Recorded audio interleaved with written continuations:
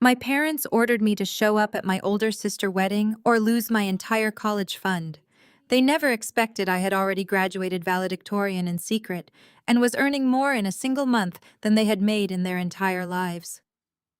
On that wedding day, I delivered a reckoning they will never forget.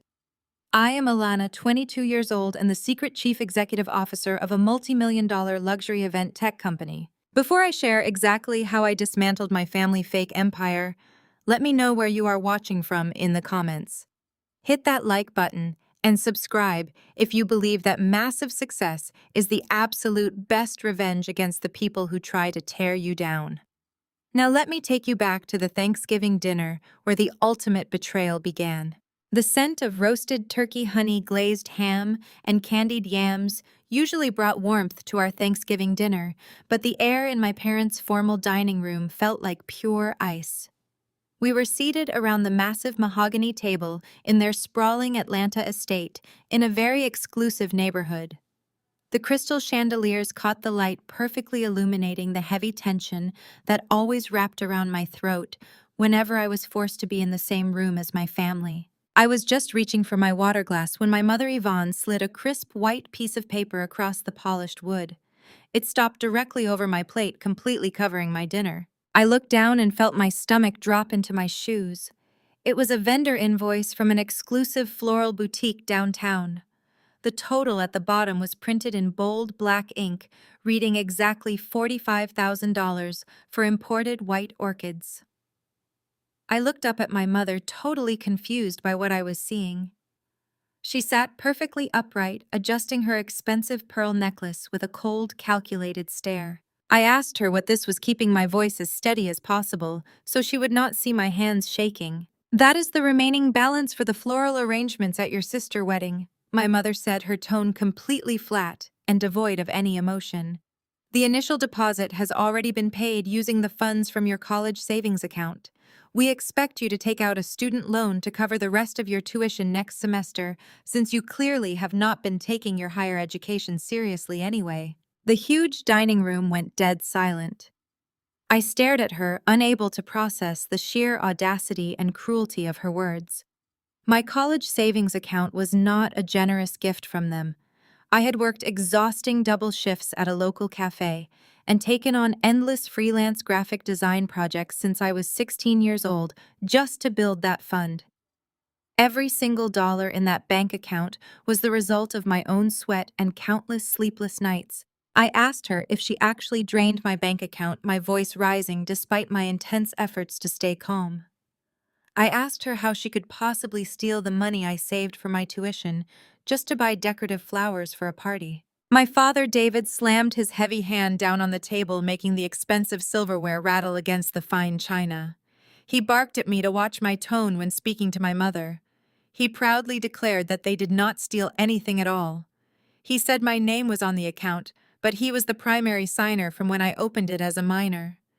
He claimed he simply transferred the assets to where they were actually needed. He looked me up and down with disgust and said I was 22 years old and still bouncing around taking random elective classes, lacking any real focus in life. I repeated his words, asking how I lacked focus, feeling a hot wave of anger flooding my chest. I told him I had been working myself to the bone to pay for my own education because they refused to help me unless I agreed to become a corporate lawyer to serve their interests. My mother let out a sharp, dismissive laugh that echoed in the large room. She told me to be realistic. She reminded me that my sister Serena was marrying Preston next month, and that Preston came from a prominent, wealthy family with generational resources. His parents were expecting a high society wedding. My mother emphasized that we had a reputation to maintain in this community because we were Legacy Jack and Jill alumni. She stated firmly that they would not have a group of country club elites looking down on our family because we could not provide a lavish reception. She looked at me with pure disdain and said, "Serena marrying into Preston family elevates our entire bloodline, so we all have to make sacrifices to ensure this wedding is flawless." I turned my gaze to Serena. My 28-year-old sister sat across the table swirling her expensive red wine. She wore a smug, arrogant smile that she did not even try to hide. She had always been their golden child, the one who did everything right simply by demanding everything she wanted and throwing tantrums when she did not get it. I looked her directly in the eyes and asked if she was really going to let them steal my future so she could have imported orchids at her reception. Serena rolled her eyes and set her glass down with a dramatic, heavy sigh. She told me to stop playing the victim. She mocked me, saying I had been in college for 4 years and had not even picked a real major yet. She claimed I was just wasting space on campus drawing pictures and calling it a career path. She told me that Dad taking that money was the best financial decision this family had made all year. She said I should just be grateful he was letting me park cars at her reception instead of kicking me out of the house completely. I stared at her in absolute disbelief and repeated her words, asking if she seriously expected me to park cars at her wedding. My father interrupted immediately, confirming that yes, I would park cars. He explained they had hired a valet service, but they were understaffed. He said since I was not contributing financially anymore, the absolute least I could do was make myself useful on the big day. He ordered me to wear a black uniform and assist the guests in the parking lot. He said Preston family thinks we represent the height of black excellence, and seeing me mingling with the guests and bringing down the aesthetic with my lack of ambition was not a risk they were willing to take. He commanded me to stay outside where I belonged. Preston, who had been sitting quietly next to Serena, finally chimed in. He was a 30-year-old white man who constantly bragged to anyone who would listen about his high-level position at a major venture capital firm in the city. He leaned back in his tufted dining chair, looking at me with pure, unadulterated condescension. He used a tone reserved for unruly children, telling me to listen to him. He said in the real world, capital has to be allocated where it generates the highest return on investment. He claimed that right now, investing in Serena and their marriage yields a much higher social and financial return than funding my extended vacation at college. He smirked and said once I join the real workforce, I will understand how these high-level decisions are made. Until then, he advised me to just do what my parents ask and try not to cause a scene. The sheer arrogance radiating from him was suffocating. My family was literally sacrificing my future to appease a man who viewed me as nothing more than a poor, uneducated servant. They had drained my hard-earned money, stripped me of my dignity, and demanded my free labor, all to maintain a pathetic illusion of wealth and status. My mother picked up her silver fork, slicing into a piece of turkey as if she had not just destroyed my life. She announced that it was settled. She commanded me to take out a loan for my remaining classes and report to the venue manager at noon on the wedding day to begin my valet duties. She casually added that if I refused, I could pack my bags and find somewhere else to live tonight. I sat there looking at the 4 people who were supposed to be my family. I looked at my mother, who cared more about impressing strangers than protecting her own daughter. I looked at my father, who equated my worth to a bank balance he could exploit without remorse. I looked at Serena, whose vanity and selfishness knew no bounds. And I looked at Preston, who believed his skin color and fake job title gave him the right to lecture me about capital and investment. They thought they had trapped me. They thought they had pushed me into a corner where my only options were miserable submission or instant homelessness. They truly believed I was a struggling, aimless student, completely dependent on their mercy and charity. They were so incredibly wrong. I did not scream at them. I did not cry. I did not beg them to return my money. Instead, I felt a cool, absolute calm wash over my entire body. I slowly stood up from the mahogany table, smoothing down the front of my tailored trousers. I reached into my pocket and pulled out my plastic university identification card. I held it up between my fingers, letting the crystal chandelier light catch the glossy surface of the card so they could all see it clearly. Then, with a quick flick of my wrist, I dropped the identification card straight into the silver gravy boat sitting in the center of the table. It sank into the thick brown liquid with a soft, messy plop, splashing slightly onto the pristine white tablecloth. My mother gasped loudly, dropping her fork onto her plate. She demanded to know what was wrong with me and asked if I had completely lost my mind. I smiled, locking eyes with her, and feeling a surge of pure power. I told her to keep the money. My voice was dead calm and echoed clearly across the silent dining room. I told her I really do not need it anymore. I turned my back on their shocked, speechless faces and walked straight out of the dining room. I did not stop to pack a bag or gather any of my belongings from upstairs. I simply walked out the front door and down the sweeping driveway. The crisp autumn air felt amazing against my skin. As I reached the end of the long driveway, a sleek black sport utility vehicle pulled up perfectly on cue.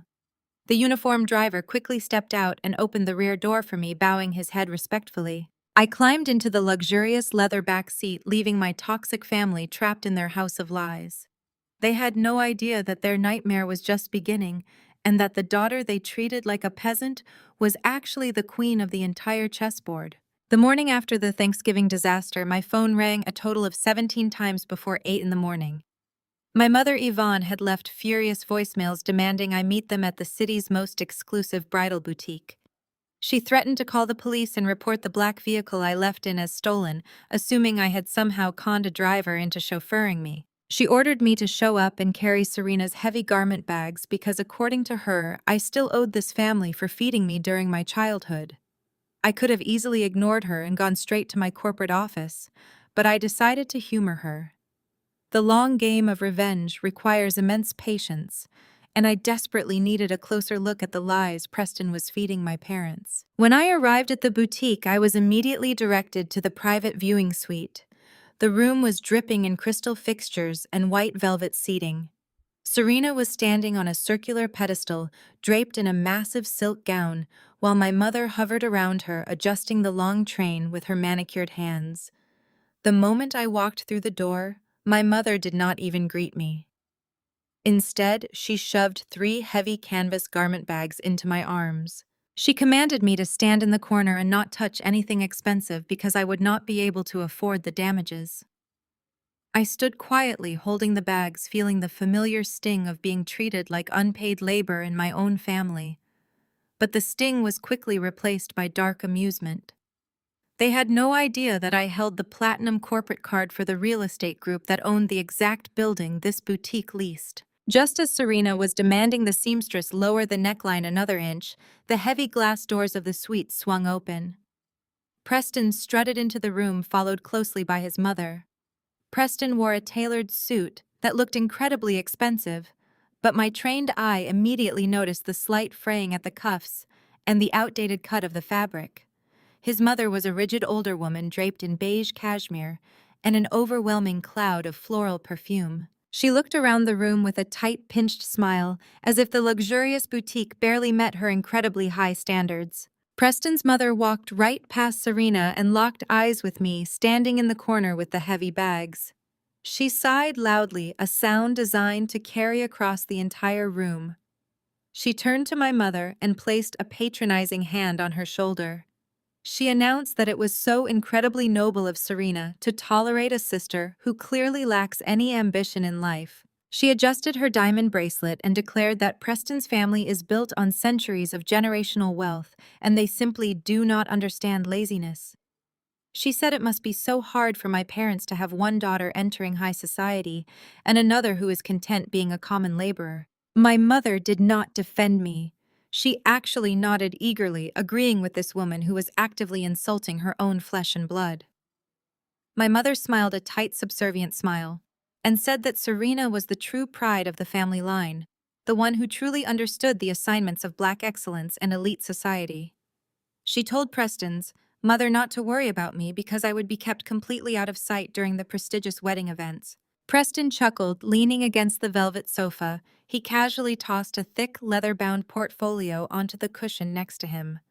The word confidential was stamped across the top in bold gold lettering.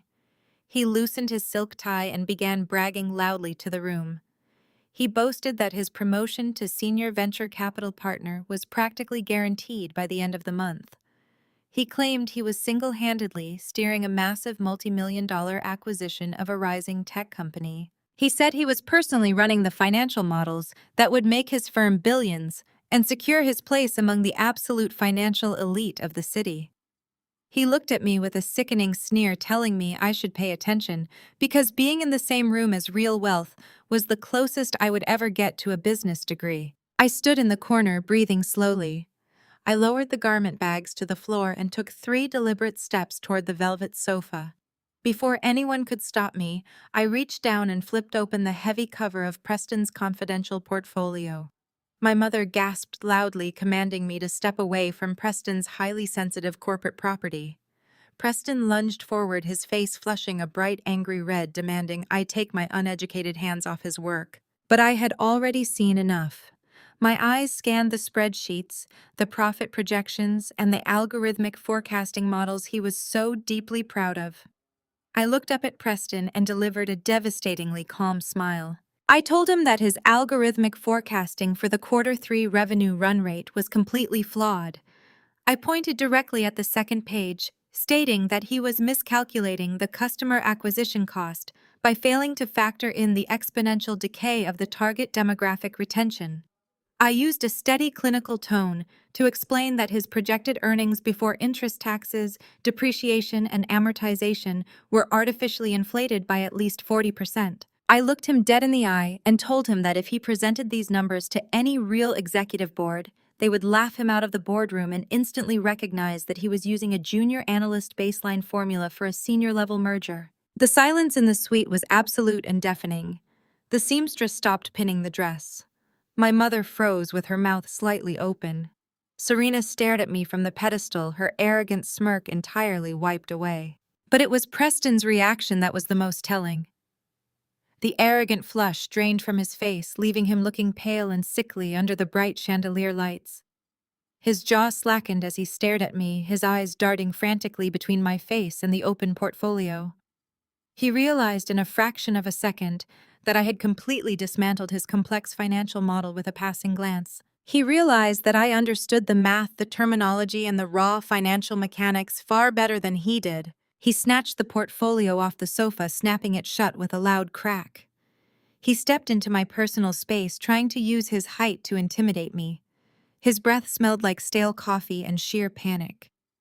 He lowered his voice to a vicious, terrified whisper. He threatened me right then and there. He told me that if I ever spoke about his firm, his numbers, or his professional competence, again, he would personally ensure I was blacklisted from every corporate entry-level job in the country. He claimed he had the power to make sure a dropout like me would never even get an interview to serve coffee in the financial district. He demanded I stay in my lane and remember my place at the bottom of the food chain. I did not flinch. I did not step back. I looked at the beads of nervous sweat forming on his forehead. I knew exactly who he worked for. I knew the exact acquisition he was trying to model. I knew it because the company his firm was trying to buy was a subsidiary of my own holding syndicate. Preston was not a senior partner. He was a low-level drone drowning in numbers he could not comprehend, desperately faking a lifestyle he could not afford. I picked up the heavy garment bags from the floor and slung them over my shoulder. I gave Preston one final chilling smile before turning to my mother. I told her I would see them at the wedding and walked out of the suite, leaving the fake billionaire sweating through his cheap, tailored suit. The crisp city air hit my face as I stepped out of the bridal boutique and onto the busy sidewalk. I did not look back. I could already imagine the frantic damage control happening inside that velvet-lined suite. Preston would be stumbling over his words, trying to convince my parents that I was just throwing out random financial terms I had heard on a podcast. My mother would be soothing his bruised ego, apologizing profusely for my completely unacceptable behavior. And Serena would be seething. She hated nothing more than sharing the spotlight, especially when that spotlight illuminated the absolute incompetence of her future husband. I climbed into the back of my waiting car and instructed my driver to take me back to my office. My phone began vibrating before we even cleared the intersection. It was a barrage of messages from my father. He demanded that I apologize to Preston immediately. He said my jealousy was becoming a toxic disease that threatened to embarrass our family in front of white high society. He commanded me to make myself useful and ordered me to attend an urgent meeting with Serena's wedding planner the following Tuesday. I was to act as her unpaid personal assistant, running errands and carrying fabric swatches to make up for my blatant disrespect. I simply texted back a single word of agreement. I told him I would be there. I had no intention of missing this meeting. The venue Serena had chosen for her reception was the breathtaking Vanguard Estate, a sprawling historic property surrounded by acres of manicured botanical gardens and glass pavilions. It was the crown jewel of the city's luxury event spaces. It was also the crown jewel of my personal holding company. I had acquired it completely under the radar 8 months ago. Tuesday morning arrived with a heavy downpour of rain, but the interior of the Vanguard estate was warm and glowing with golden ambient light. I walked into the grand ballroom, wearing a simple beige trench coat and plain flats, deliberately dressing down to play the part of the struggling college dropout my family believed me to be. My parents and Serena were already there, sitting at a massive glass conference table. Serena was waving her hands frantically, complaining about the centerpieces to a woman standing patiently at the head of the table. That woman was Evelyn Sterling, the most exclusive and ruthless wedding planner in the state. She was known for designing multi-million-dollar events for celebrities and foreign dignitaries. She was also one of my most trusted senior directors. Evelyn wore a sharp charcoal pantsuit, her posture completely rigid, and her tablet held firmly against her chest. When I walked into the room, her eyes darted toward me for a fraction of a second. A brief flash of recognition passed between us before she returned her blank professional gaze to my sister. My mother, Yvonne, snapped her fingers at me the moment I took an empty seat at the far end of the table. She shoved a thick binder of floral swatches toward me and ordered me to take detailed notes. She told me to make myself useful because I was lucky they were even allowing me to be part of this prestigious process after my stunt at the dress fitting. Serena ignored me entirely, keeping her focus laser-locked on Evelyn. She demanded impossible last-minute upgrades for the reception. She wanted 3 custom-built crystal arches imported directly from Italy. She wanted a suspended floral ceiling composed entirely of rare white hydrangeas. She insisted that Preston's wealthy family was accustomed to European royalty standards, and she refused to look like a charity case in front of her new white in-laws. She slammed her hand on the table, declaring that the current champagne selection was embarrassing and needed to be upgraded to vintage Dom Perignon for all 400 guests. I sat at the end of the table silently calculating the cost of her absurd demands. The numbers were astronomical. The crystal arches alone would require a massive structural engineering permit and expedited international shipping. I knew the exact profit margins of this venue, and I knew there was absolutely no way my parents had the liquid cash to cover these ridiculous additions. They had already drained my college fund just to cover the initial deposits. I decided to test the waters. I spoke up, my voice quiet and hesitant, playing the role of the concerned younger sister perfectly. I asked Serena if she thought it was wise to add so many expensive items this close to the wedding date. I pointed out that Dad had just mentioned how tight the budget was during Thanksgiving dinner and suggested maybe we could scale back on the imported flowers to save some money. The reaction was explosive and immediate. Serena whipped her head around to glare at me, her eyes wide with fury. She asked me who gave me permission to speak about her budget. She told me I knew absolutely nothing about finance or luxury. My father slammed his fist onto the glass table, making the empty water glasses rattle. He pointed a thick, angry finger at me. He told me to keep my mouth shut. He said my only job today was to write down what Serena wanted and fetch coffee if she asked for it. He reiterated that this family was securing its legacy in elite society, and that required a level of investment I was too small-minded to comprehend. My mother leaned forward, her face contorted with a deep-seated resentment. She looked at me with pure disgust. She said I owed my sister this perfect day. She claimed I had spent my entire life taking hand-me-downs so I could eat while Serena paved the way for our family name. She declared that they had scrubbed floors and dealt with corporate racism their whole lives to build our Jack and Jill alumni status, and they were not going to let me ruin it with my poverty mindset. She ordered me to do my duty and support my sister because my own future was looking like a miserable dead end anyway. The sheer audacity of her words settled heavily in my chest. They actually believed I owed them my servitude because I had the audacity to exist. They believed Serena deserved absolute luxury, while I deserved nothing but their scorn and financial scraps. I looked down at my notepad, keeping my expression completely neutral. I simply nodded and muttered a quiet apology, acting thoroughly chastised. Evelyn stood at the head of the table, her face an unreadable mask. She tapped her stylus against her tablet and calmly informed my parents that she would need to calculate the revised estimates for these new additions. She suggested that my parents and Serena take a guided tour of the outdoor glass pavilions with the estate's concierge while she finalized the new contract numbers with the assistant. Serena immediately jumped up, eager to survey her kingdom. She grabbed her designer purse and strutted toward the grand double doors. My mother and father followed closely behind her, completely ignoring me as they exited the ballroom. The heavy oak doors clicked shut, sealing Evelyn and me inside the massive silent room. The instant the latch clicked, the entire atmosphere in the room shifted dramatically. The rigid, unyielding posture Evelyn had maintained for the last hour completely dissolved. She set her tablet down on the glass table and let out a long, heavy breath.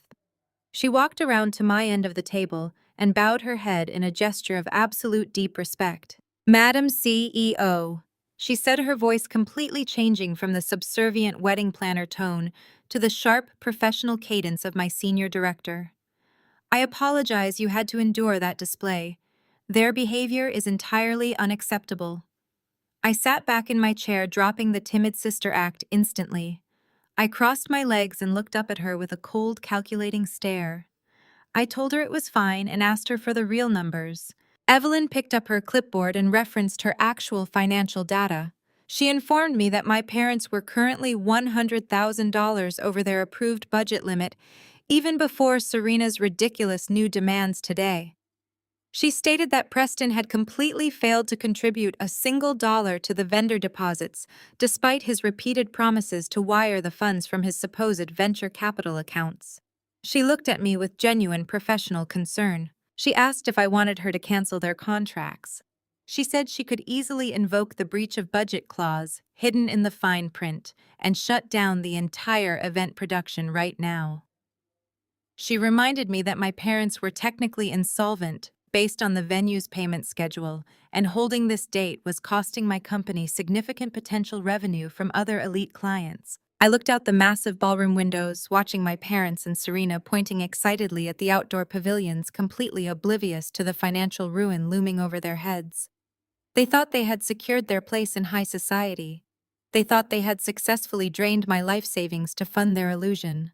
They thought I was a pathetic, helpless failure sitting in the corner taking notes for them. I turned back to Evelyn and smiled. It was a slow, icy smile that carried years of pent-up frustration and raw ambition. "No," I said, my voice steady and completely devoid of mercy. "Do not cancel a single contract. Approve every single ridiculous upgrade Serena asked for. Give her the imported crystal arches. Give her the vintage champagne. Give them exactly what they want, and make sure they sign the liability waivers for the new totals. Let them dig the hole deeper. I want them buried so far in debt they cannot even see the sunlight." Evelyn nodded sharply, a small, knowing smirk playing on her lips. She understood the assignment perfectly. She tapped her screen, authorizing the catastrophic financial upgrades. The trap was set, and my family was sprinting happily straight into the jaws of absolute ruin. The engagement party was held that very same evening in the grand solarium of a country club my parents had been desperately trying to impress for over 2 decades. The room was dripping with the kind of ostentatious luxury that screamed new money trying entirely too hard to look old.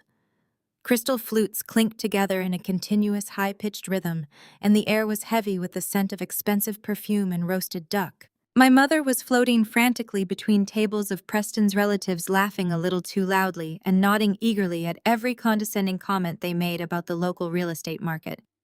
She was working overtime to secure our family reputation, treating the White in-laws like royalty while completely ignoring her own people. I was deliberately relegated to a small, wobbly table near the swinging kitchen doors, sitting with a few distant cousins who were not deemed wealthy or polished enough to mingle with the main bridal party. I sat quietly sipping sparkling water and watching Preston hold court near a massive swan ice sculpture. He was telling a group of older affluent men about his supposed financial conquests at the venture capital firm. He was drinking top-shelf bourbon that my father had proudly put on a credit card he could barely afford to pay off.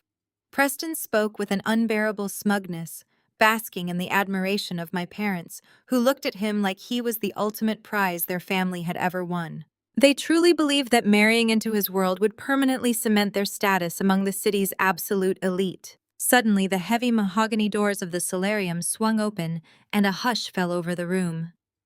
A private courier dressed in a sharp gray uniform walked in carrying a polished silver tray. Resting in the exact center of the tray was a heavy midnight blue velvet box. The courier bypassed the guest tables and approached the head table where my parents, Serena and Preston, were sitting in places of honor. He announced in a clear, professional voice that he had a secure delivery from a very exclusive private client. My mother immediately clapped her hands together, her eyes going wide with greedy anticipation. She loudly declared to the surrounding tables that Preston's high society connections must have sent a special blessing for the happy couple. She beamed with pride, practically vibrating with excitement that such a display of wealth was happening at her event. Serena did not even wait for the courier to set the tray down. She practically shoved him aside to snatch the velvet box into her own hands. She lifted the lid and let out a dramatic, piercing shriek of absolute delight. Nestled inside the white satin lining was a vintage Rolex Daytona. It was an incredibly rare timepiece, easily worth $20,000 on the current market. The polished silver and the intricate deep blue dial caught the light from the overhead chandeliers, causing a ripple of impressed murmurs to wash over the crowd of wealthy guests. Serena held the watch high in the air for everyone to see, acting as if she had just conquered the world. She turned to Preston with a sickeningly sweet smile and pressed the velvet box right into his chest. She announced to the entire room that his wealthy uncle must have sent this gorgeous gift to congratulate him on his upcoming promotion to partner at the firm. Preston puffed out his chest, looking incredibly arrogant. He took the heavy silver watch out of the box and held it up to the light, declaring that his family always knew how to recognize and reward true success. He boasted that a timepiece like this was a symbol of power and that he would wear it proudly during his next multi-million-dollar board meeting. My father clapped Preston on the back, looking like he might cry tears of joy at being associated with such undeniable wealth. Sitting at my miserable table near the kitchen, I knew exactly who had sent that watch. It was a token of appreciation from the head of an international real estate syndicate I had finalized a massive merger with earlier that week. My executive assistant had notified me that the syndicate had sent a courier to my last known location, which happened to be the event space my parents had dragged me to earlier that afternoon. The courier must have been redirected to the country club by the venue staff. I calmly pushed my chair back and stood up. The soft chatter in the room began to die down as I walked across the polished marble floor directly toward the head table. I did not rush, and I did not look away. I stopped right in front of Preston and held out my hand. I told him in a clear, steady voice that the watch did not belong to him, and I kindly asked him to hand it over before he dropped it and damaged my property. The entire solarium went dead silent. You could have heard a pin drop on the marble floor. Preston's face twisted into an ugly, mocking sneer. He clutched the watch tightly against his chest and asked me if I had completely lost my mind. My father slammed his hand onto the table, standing up so fast, his chair tipped over backward and crashed onto the floor. He pointed a shaking, angry finger at my face and yelled at me in front of all the wealthy guests. He called me a jealous thief and demanded to know how I dared to interrupt a high society gift presentation to embarrass his future son-in-law. My mother rushed forward, her face flushed with absolute rage. She grabbed my arm, digging her manicured nails into my skin. She yelled that I had always tried to steal my sister's shine ever since we were children. She screamed that I could never stand the fact that Serena was prettier, more successful, and more deserving of luxury than I was, and that my jealousy was a sickness. She told the crowd to excuse my pathetic behavior, claiming I was just a bitter, struggling college student who did not know how to act around real money. She pointed a trembling finger toward the swinging wooden doors at the back of the room. She ordered me to go to the kitchen right now and wash dishes with the catering staff, because that was the only way I would ever be useful to this family. I gently pulled my arm out of my mother's painful grasp, smoothing my sleeve with absolute calm. I did not raise my voice or show a single ounce of embarrassment. I simply looked at Preston, who was still grinning like a fool, and told him to turn the watch over. He scoffed, holding the Rolex higher in the air to mock me. He declared that a dropout like me would not even know how to spell the brand name, let alone own something of this caliber. I took a step closer, my eyes locking onto his. I told him again to turn the watch over and read the back. His mother, who was standing nearby, snatched the watch from his hands, rolling her eyes at my persistence. She flipped the silver timepiece over, intending to read the family inscription out loud to humiliate me further. She squinted at the polished metal back, and her loud, confident voice suddenly faltered. The smug smile completely melted off her face, turning into an expression of pure horror as she read the custom engraving out loud to the silent room. She read the words, "To Alana, Chief Executive Officer, congratulations on the acquisition." A collective loud gasp rippled through the room. The wealthy relatives leaned in, whispering furiously to one another, pointing at me with wide eyes. Serena's face turned a sickening shade of gray. She snatched the watch back from her future mother-in-law, staring at my name permanently engraved in the flawless metal. I casually reached out and took the $20,000 timepiece right out of her trembling hands. I smiled at my parents and said it was so incredibly kind of them to host a party for my recent corporate buyout. Preston began sweating profusely, frantically adjusting his tight collar as the room stared at him. He panicked, realizing the wealthy crowd was now looking at him like he was a common thief caught stealing glory from a young woman. He pointed at me and started shouting wildly, trying to save his crumbling reputation. He yelled that I must have intercepted the courier outside and paid someone to forge the engraving to make myself look important. He claimed it was a pathetic, desperate prank by a broke girl trying to trick people who were entirely out of her league. He begged everyone not to believe a single word I said, insisting that I was nothing but a manipulative fraud, trying to ruin the best night of his life. I did not stay to listen to Preston's pathetic shouting. I simply slipped the heavy silver watch onto my wrist, gave my parents one last look of absolute pity, and walked out of the country club. The silence that followed me out the door was the sweetest music I had ever heard. I knew the fallout from that night would be catastrophic for them, but I completely underestimated their sheer audacity. 3 days later, I was sitting in my penthouse apartment working on a new acquisition. My residence occupied the entire top floor of a gleaming 50-story high-rise in the absolute center of the city's financial district. Floor-to-ceiling glass walls offered a panoramic view of the skyline, and the private elevator opened directly into my living room. I was reviewing a quarterly earnings report when the secure intercom on my marble kitchen island chimed softly. My concierge informed me that my parents David and Yvonne were downstairs in the main lobby. They were apparently causing a massive scene, demanding to be led up to my floor immediately. I could have easily told security to escort them off the premises, but my curiosity got the better of me. I wanted to see what kind of delusion they were operating under today. I instructed the concierge to grant them access to the private elevator. A minute later, the polished steel doors of my private elevator slid open with a soft chime. My father marched into my penthouse with my mother trailing closely behind him. They stopped dead in their tracks the moment they stepped off the marble entryway. They looked around at the vaulted ceilings, the imported Italian furniture, and the massive modern art pieces hanging on the walls. For a brief second, I saw genuine shock register on their faces. But true to form, they immediately masked their surprise with sneering disdain. My mother crossed her arms and looked down her nose at my pristine white sofa. She loudly declared that I must be splitting the rent with at least 10 other struggling artists to afford a place like this. She said it was disgusting how I was prioritizing living in a flashy high-rise while my sister was drowning in the stress of funding a high-society wedding. She complained that the wedding planner Evelyn had been completely uncompromising with the new budget totals and that the entire family was suffering because of it. My father did not even bother greeting me. He walked straight over to my glass dining table and slapped his hand flat against the surface. He demanded my full attention. He told me that Preston's wealthy groomsmen were flying into the city for the bachelor weekend, and Preston needed a luxury space to host them. He looked around my immaculate penthouse and nodded as if he were inspecting a hotel room.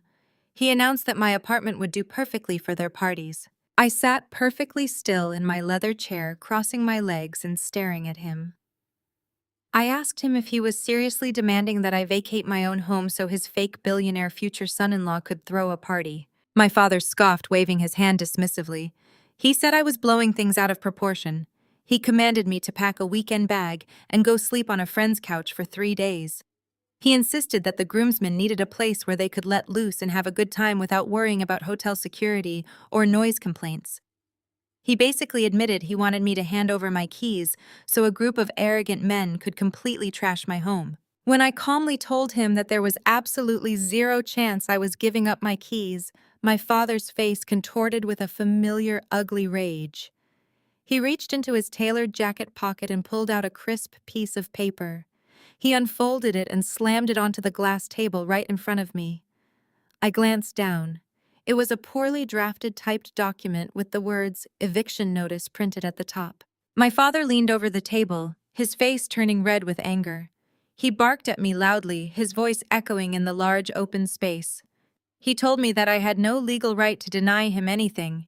He shouted that he put a roof over my head at 18 when I wanted to study art instead of business, and that I owe him this space. He claimed that because he had co-signed the lease on my very first tiny studio apartment 4 years ago, his name was still legally attached to my rental file, and he had the absolute authority to terminate my residence. My mother stepped forward, backing him up completely. She yelled that I have always been a selfish, ungrateful burden to this family. She claimed I owed my sister for always taking the hand-me-downs so I could eat, while Serena paved the way for our family name. She said I was trying to sabotage Preston's bachelor weekend because I was bitter and lonely. She threatened that if I did not hand over the keys immediately, my father would invoke his rights as my co-signer and have the police physically drag me out of the building. The sheer level of financial manipulation and entitlement they possessed was staggering. They had driven across town armed with a fake legal document, completely prepared to render their own daughter temporarily homeless, just to appease a man who had lied to them about his own wealth. They still viewed me as the helpless 18-year-old girl they had financially abused and controlled. I did not raise my voice. I did not argue with their twisted logic. I simply smiled. It was a cold, terrifying smile that made my mother take a small step backward. I stood up from my chair and walked slowly over to the secure intercom system on the wall. I pressed the silver button and spoke clearly into the speaker. I requested that the head of building security come up to the penthouse immediately. My father let out a loud, triumphant laugh. He crossed his arms over his chest and looked at me with pure, arrogant glee. He mocked me, saying it was a brilliant idea to call security. He claimed that once the guards saw his legal eviction notice, they would help him pack my bags and throw me out into the street. He told my mother to start taking inventory of the expensive electronics in the room so Preston's friends could use them. Less than 2 minutes later, the private elevator doors slid open again. Marcus, the head of building security, stepped into the penthouse. He was a towering, broad-shouldered man in a pristine black suit. My father immediately marched over to Marcus, shoving the fake eviction notice directly into the security chief's chest. My father proudly declared that he was the legal co-signer of this unit and demanded that Marcus escort me out of the building because I was trespassing on his property. Marcus did not even look at the piece of paper. He let it fall from my father's hand and drop onto the floor. He stepped effortlessly around my father, completely ignoring him. Marcus walked directly over to me, stopped 2 feet away, and bowed his head in a gesture of absolute unwavering respect. He looked at me and spoke in a booming professional voice. He said, "Madam CEO, are these individuals causing a disturbance? Would you like me to have them removed from your property?" My father froze. His arms fell limply to his sides, and the arrogant sneer on his face completely vanished. My mother let out a small strangled gasp, her eyes darting between Marcus and me in absolute horror. I walked over to where the fake eviction notice rested on my imported hardwood floor. I picked it up and looked directly into my father's terrified eyes. I explained to him in a slow, deliberate tone that he did not co-sign anything regarding this residence. I told him that I did not rent this penthouse. I revealed that my corporate holding company had purchased this entire 50-story residential building in a cash acquisition exactly 3 months ago. I told him that I owned the concrete he was standing on, the glass he was looking through, and the elevator he rode up in. With a swift, precise motion, I tore his fake eviction notice exactly in half. I let the pieces flutter to the ground right at his expensive leather shoes. I turned to Marcus and gave a sharp nod. I told him that these two people were trespassing in my lobby. I ordered him to escort them out of my building immediately and place their names on the permanent ban list for every single commercial and residential property my company owned in the city. My parents could not even speak. They were completely paralyzed by the crushing weight of their own humiliation. Marcus placed a firm hand on my father's shoulder and physically turned him toward the elevator. My mother stumbled blindly after him, her face completely drained of color. The steel doors slid shut completely, cutting off their terrified faces and sealing them out of my world for good. Word of my parents being humiliated and physically escorted out of my residential building spread through our family network in less than a day, but true to their incredibly toxic nature, they spun the story to protect their fragile egos. They told everyone they simply chose to leave my cramped apartment because the building security was rude and unaccommodating. They never mentioned the eviction notice, and they certainly never mentioned that I owned the entire 50-story property. 2 days after that spectacular failure, my phone lit up with a text message from Serena. She invited me to her official bachelorette party on Friday night. She claimed she wanted to put all our recent family misunderstandings behind us and celebrate her upcoming marriage as loving sisters. I stared at the glowing screen of my phone and let out a short, dry laugh. I knew Serena better than anyone on earth, and I knew she was incapable of genuine forgiveness. She was setting a trap, and I knew exactly what kind of trap it was. The location she chose was a place called Obsidian. It was the most notoriously exclusive underground ultra lounge in the entire city. It was a place famous for its strict dress codes, brutal bouncers, and staggering table minimums. It was the kind of establishment where wealthy patrons went to burn through cash just to prove they could. I texted her back immediately confirming my attendance. I would not miss this night for anything in the world. I arrived at Obsidian just before midnight. I skipped the massive line wrapping around the block and walked directly up to the velvet ropes. I wore a sleek, tailored black jumpsuit that blended perfectly into the dim, neon-lit atmosphere of the club. A massive bouncer pulled the rope back for me without a single word, and I descended the dark glass staircase into the main room. The heavy bass of the music vibrated right through the floorboards. Serena and her 6 bridesmaids had completely commandeered the central elevated VIP section overlooking the packed dance floor. The massive circular booth was littered with the remnants of an incredibly reckless spending spree. There were at least 10 empty bottles of vintage champagne scattered across the black marble table, alongside crystal decanters of top-shelf liquor and half-eaten platters of imported caviar. Sparklers were flashing wildly as waitresses brought out yet another round of expensive bottle service. The moment I slid into the plush velvet booth, Serena turned to me with a smile that was pure concentrated malice. She did not offer me a drink or even a basic greeting. She just kept ordering. She waved down every passing server, demanding more champagne, more premium tequila, and more exotic fruit platters. Her bridesmaids cheered her on, laughing aggressively and giving me condescending looks. They whispered behind their hands, mocking my simple black outfit, and acting like I was a peasant who had somehow wandered into their royal court. I sat back against the leather cushions, sipping a glass of sparkling water and watching the chaotic performance unfold. After another hour of relentless excessive ordering, Serena finally signaled the waitress to bring the final tab.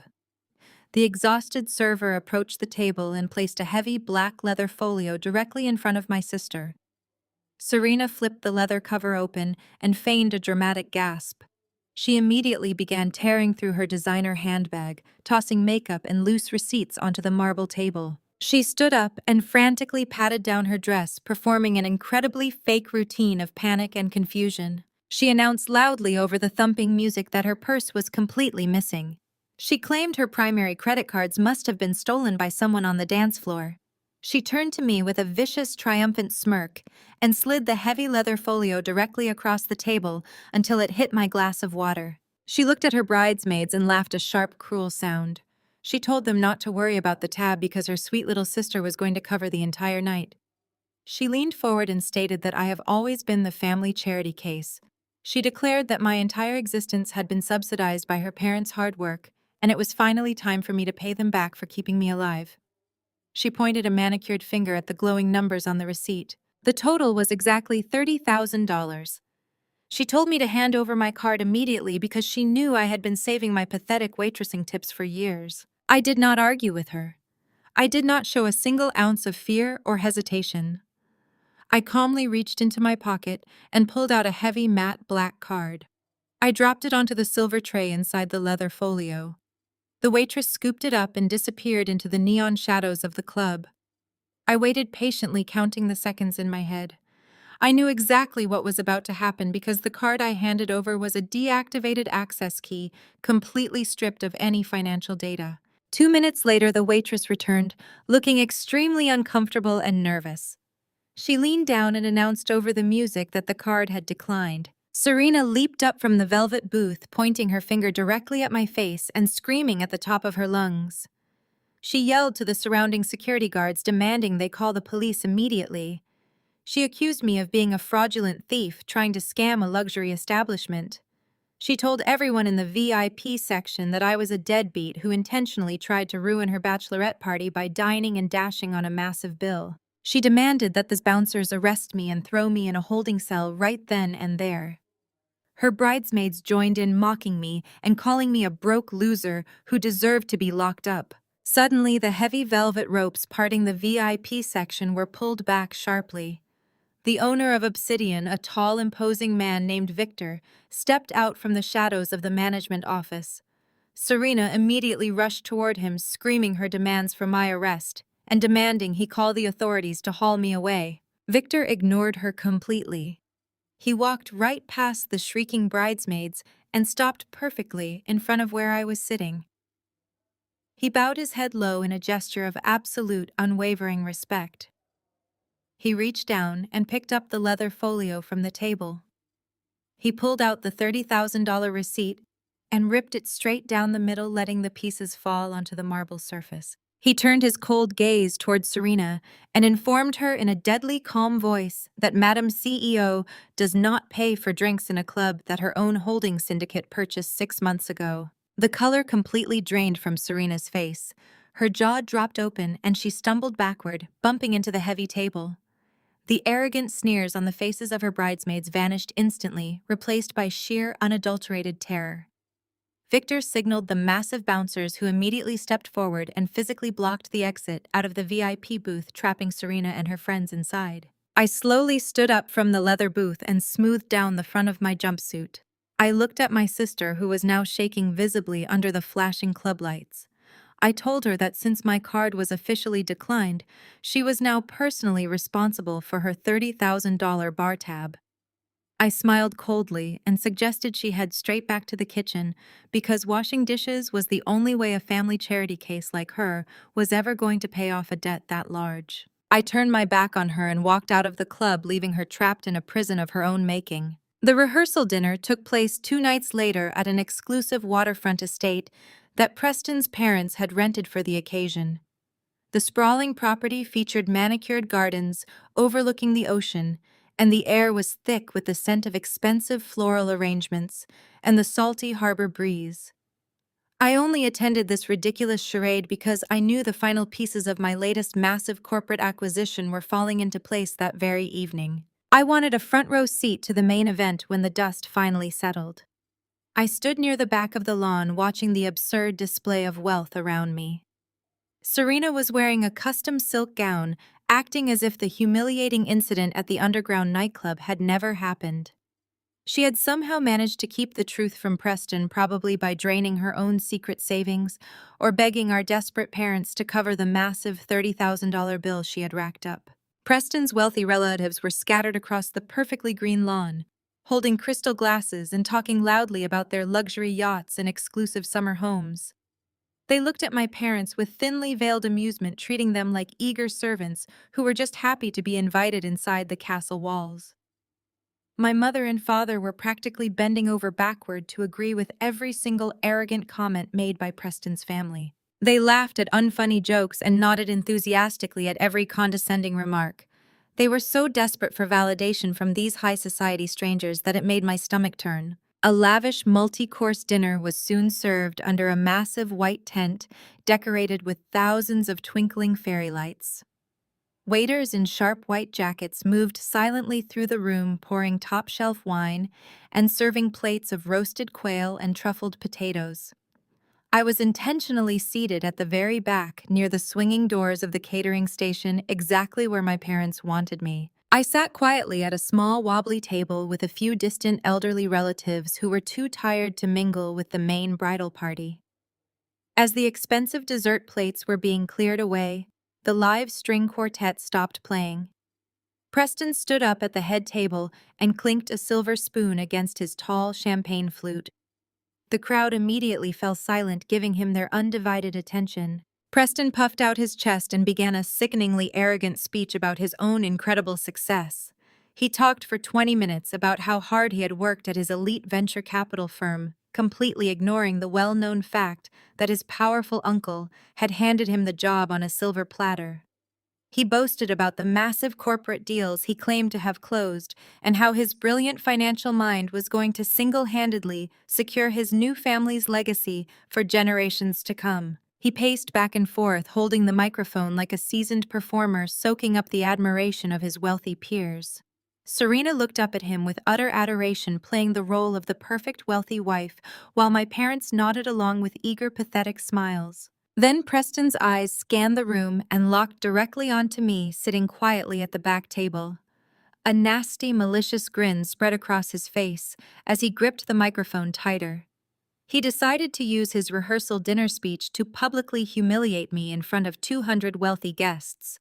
He pointed a finger straight in my direction and announced to the crowd that true success requires a certain high-level pedigree that some people in this very room simply do not possess. He told the entire crowd that I had recently submitted a pathetic little startup pitch to his venture capital firm, begging them for basic funding. He painted a ridiculous fictional story claiming that he had personally reviewed my business file and laughed at how amateur and desperate it was before throwing it directly into the trash can. He shook his head and sighed theatrically, calling me a prime example of a complete failure who refuses to accept her lowly place in the world. He said it was a real shame I had to ride my successful sister's coattails just to get a free meal at a high society event. The wealthy guests chuckled softly, exchanging amused glances and looking back at me with absolute pity and disdain. Serena covered her mouth with her hand to hide her cruel, continuous laughter. My father immediately stood up from his seat at the head table, eager to join in on the public execution of my character. He raised his crystal glass high in the air, his face flushed with expensive wine and sheer arrogance. He shouted over the crowd, asking everyone to raise their glasses to Serena. He proudly declared to the silent tent that he was drinking to Serena, the only daughter who truly elevated the family name. My mother clapped enthusiastically beside him, completely abandoning any remaining shred of maternal decency. They were entirely willing to publicly destroy me just to secure their fragile position in Preston's elitist world. I did not react to their cruel words. I simply sat there with my hands folded in my lap, watching the pathetic spectacle unfold. I knew something that none of them did. I knew exactly who owned the massive venture capital firm Preston worked for. I knew because my corporate syndicate had finalized the hostile cash takeover of his entire parent company exactly 4 hours ago. Right as my father took a sip of his champagne, a sudden loud commotion at the entrance of the tent drew everyone's attention. A tall, distinguished older man in a sharp tailored suit hurried down the center aisle looking frantic and out of breath. Whispers immediately broke out among Preston's family. It was Richard Sterling, the legendary managing partner and ultimate boss of Preston's entire venture capital firm. He was a man who commanded absolute fear and respect in the financial world, and he was notoriously difficult to please. Preston's face lit up with pure, unadulterated joy. He assumed his powerful boss had flown in specifically to congratulate him on his wedding and officially announce his supposed upcoming promotion to partner. Preston quickly set down his microphone and rushed out from behind the head table. He smoothed down his expensive jacket and extended his hand wearing a wide, eager smile, ready to welcome the most important guest of the evening. Richard Sterling did not even look at Preston. He walked straight past his outstretched hand, completely ignoring him, as if he were nothing more than an invisible ghost. Preston stood frozen in place, his confident smile falling flat, as he watched his boss march directly down the aisle toward the back of the tent. The entire room fell into a dead, shocked silence as Richard Sterling stopped right in front of my small, secluded table. He looked visibly nervous, sweating slightly under the warm fairy lights, as he wiped his brow with a silk handkerchief.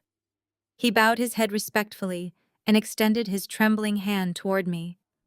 His voice carried clearly across the quiet tent, reaching every single wealthy guest in attendance. He looked me directly in the eyes and spoke with absolute reverence. He said, "Alana, thank you so much for not liquidating our firm after the buyout today.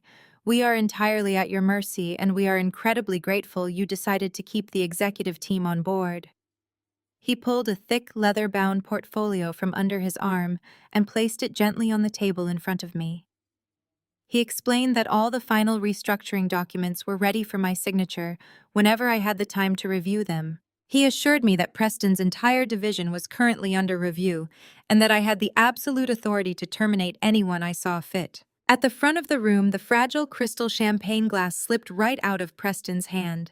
It hit the hard stone floor and shattered into 100 jagged pieces, the loud crash echoing through the silent tent. The wealthy relatives who had been laughing at me moments earlier were now whispering frantically to each other, pointing at me with wide, terrified eyes. Preston's mouth was hanging wide open, his face completely drained of color as he stared at his powerful boss bowing before me. My father dropped his own glass, spilling expensive champagne all over his tailored suit.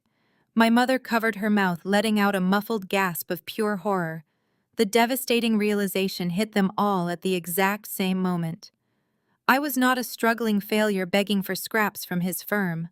I was the absolute apex predator who now owned their entire world.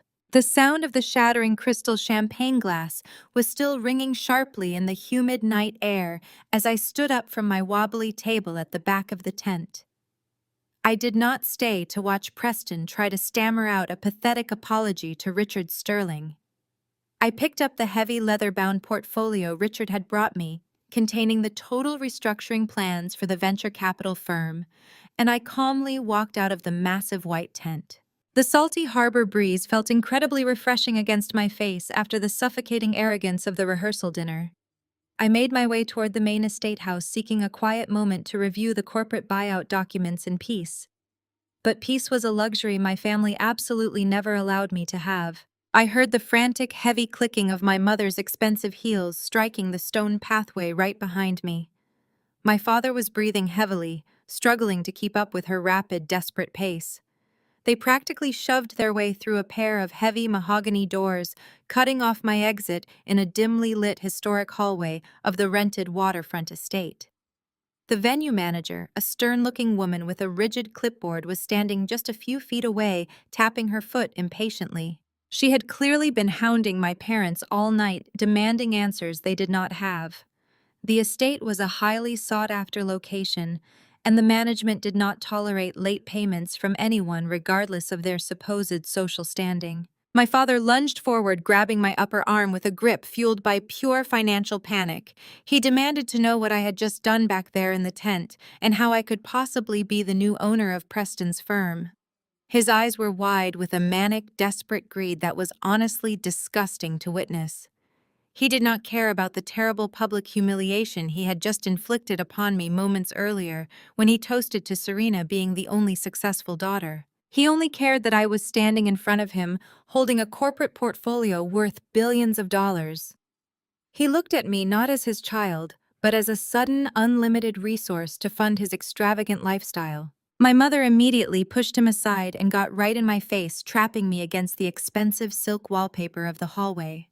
She pointed a trembling manicured finger toward the venue manager waiting nearby in the shadows. She hissed that the estate required a final, non-refundable payment of $200,000 to secure the grounds for the ceremony tomorrow, and they were completely flat broke. They had spent every last dime they had trying to impress Preston's family, and now the venue was threatening to cancel the entire event and lock the gates before sunrise if the balance was not settled immediately. My mother demanded that I open my seemingly limitless bank account and fix this massive problem right now. I looked at her flushed, panicked face and calmly told her that Serena's extravagant wedding was not my financial responsibility, and that they should have planned better before inviting the entire city to a party they could not afford. I told her I was not going to bail them out of a disaster they created, simply because they wanted to look like billionaires to people who did not even respect them. My mother's expression twisted into something utterly venomous. She pressed her hand flat against the wall next to my head, leaning in close, so the venue manager could not hear her vicious words. She spat at me, claiming she and my father had scrubbed floors and dealt with relentless systemic racism their entire lives, just so I could be born with a silver spoon in my mouth. She screamed that they had sacrificed their own dreams and endured endless hardships to elevate our family name into the local black elite circles. She said they had fought tooth and nail for every ounce of respect they had, and it was a massive, unforgivable slap in the face for me to hide my unimaginable wealth from my own blood when they needed it most. My father stepped up beside her, nodding vigorously, his face shining with cold sweat. He lowered his voice to a menacing, threatening growl. He told me that if I did not write a check for the venue right this second, he would make sure I never worked or showed my face in this city ever again. He threatened to call every single influential family in our high society network and spread vicious rumors about my business practices. He promised to tell everyone in their elite social circles that my sudden billions were tied to illegal offshore money and shady underground scams. He swore he would destroy my reputation so thoroughly that no respectable firm or high society club would ever allow me through their doors. He said he would paint me as a criminal fraud who was bringing dangerous illegal activities into their prestigious community. "Write the check right now or you are completely dead to us," my mother hissed, her eyes burning with a toxic mix of absolute hatred and wild desperation. They were entirely willing to destroy my hard-earned corporate empire based on fabricated lies just to pay for a party they had no business throwing. They truly believed they still held the power to intimidate me into submission, to use their social standing, to force me back into the role of the obedient, financially abused daughter. I stared at the two people who had spent my entire life breaking me down just to build my sister up. I did not argue with their twisted logic. I did not bother defending my perfectly legal corporate acquisitions. I simply unclasped my designer clutch and pulled out a heavy embossed checkbook. My mother's eyes lit up with ravenous triumph as she watched me click a gold pen.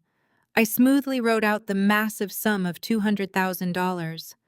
I signed my name with a sharp, deliberate flourish and ripped the heavy paper from the binding. My father greedily reached out to snatch the money from my fingers, but I swiftly pulled it back, holding it just out of his reach. I looked him dead in the eye and told him to read the date line carefully. His frantic gaze scanned the top corner of the check, and his arrogant smile immediately fell, turning into a mask of pure terror. I smiled a cold, ruthless smile that made my mother take a step back. I informed them both that the funds were drawn on a highly restricted corporate escrow account. I explained in a clear, steady voice that the check was strictly post-dated and coded to clear at the exact hour Serena's wedding ceremony was officially scheduled to begin tomorrow afternoon. I leaned in close, making sure they heard every single word I said. If the ceremony is delayed for any reason, or if the wedding stops entirely before the vows are spoken, the funds will be instantly frozen by my security team, and this check will bounce. "Good luck," I whispered, dropping the $200,000 check into my mother's trembling hand before turning my back and walking down the dark hallway, leaving them completely trapped by my terms. I walked out of the dim hallway, leaving my parents clutching that ticking time bomb of a check. I slept perfectly that night, completely unbothered by the sheer panic I knew was consuming them. The next morning, however, the lavish bridal suite was a hurricane of frantic, nervous energy. Hair dryers were buzzing loudly, and champagne corks were popping as the wedding party began their preparations. Serena was seated directly in the center of the massive room, surrounded by a team of exhausted makeup artists and hairstylists, treating every single one of them like absolute garbage. I sat quietly in the far corner of the suite, wearing a simple silk robe, answering urgent corporate emails on my phone, and finalizing the executive restructuring of Preston's former company. My designated bridesmaid dress, a pale blue chiffon gown my mother had forced me to pay for out of pocket, was hanging on the closet door completely pristine and waiting to be worn. Even though I was completely minding my own business in the corner, Serena simply could not stand my calm, unbothered demeanor. It infuriated her that I was not scrambling to serve her or validating her chaotic stress. She stood up from her makeup chair and walked deliberately over to my side of the room, holding a tall glass of clear liquid. She did not stumble on the carpet. She did not trip over a rogue styling cord. She looked me dead in the eye, tilted the heavy glass, and poured the entire contents directly onto my pale blue bridesmaid dress. The sharp chemical smell of industrial bleach instantly filled my small corner of the room. The delicate blue chiffon fabric sizzled audibly, turning a sickly burned orange color as the harsh liquid ate right through the material. The dress was completely ruined in a matter of seconds, the hem dripping bleach onto the expensive hotel carpet. I slowly stood up from my chair, looking at the destroyed garment and then directly back at my sister. The room fell entirely silent as the makeup artists and bridesmaids stopped whatever they were doing to watch the drama unfold. Serena let out a loud, incredibly fake gasp, covering her mouth with her manicured hand. She loudly announced to the room that she was so incredibly sorry and claimed her hand had just slipped because of her wedding day jitters. But the very moment the stylist looked away, her fake concern vanished completely. Her eyes hardened into a malicious, cruel glare.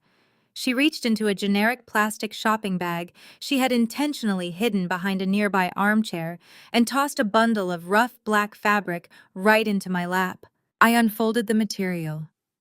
It was a cheap, scratchy polyester caterer's uniform, complete with a stiff, uncomfortable collar and a stained white apron. Serena leaned in incredibly close to my face so only I could hear her venomous words over the background noise. She whispered that since my dress was unfortunately destroyed, I would have to make myself useful to the family. She ordered me to put on the cheap uniform and go straight down to the reception lawn to serve hot hors d'oeuvres to Preston's wealthy relatives. She hissed that I was always meant to be in the background and that I should not even try to outshine her today. She told me with a vicious smirk that it was finally time I learned my proper place serving the people who actually mattered in this world. I did not scream at her. I did not throw the stained apron back in her face or cause the massive scene she was so desperately hoping for. I simply let the cheap polyester uniform slide off my lap and drop onto the floor. I looked at Serena and smiled gently, shaking my head at her pathetic, juvenile attempt to break my spirit. I picked up my phone from the side table and dialed a highly private number I kept saved for absolute emergencies. The call lasted less than 30 seconds. I gave the person on the other end my exact location and room number. I hung up the phone and calmly informed Serena that I would absolutely not be wearing a uniform serving her guests or hiding in the background. Serena let out a shrill, obnoxious laugh that echoed sharply through the bridal suite. Her 6 bridesmaids immediately joined in, giggling behind their hands and whispering loudly about my ruined blue dress. Serena mocked me mercilessly, asking if I planned to walk down the aisle in my silk bathrobe or if I was going to wrap myself in a hotel bedsheet. She taunted me, saying that absolutely no bridal boutique in the entire city would deliver a formal gown on 0 notice, and that I was completely out of options. She told me to swallow my pride, pick up the apron, and head down to the catering kitchen before she had security physically remove me for ruining the aesthetic of her perfect bridal party. I did not answer her. I simply poured myself a fresh cup of coffee and waited.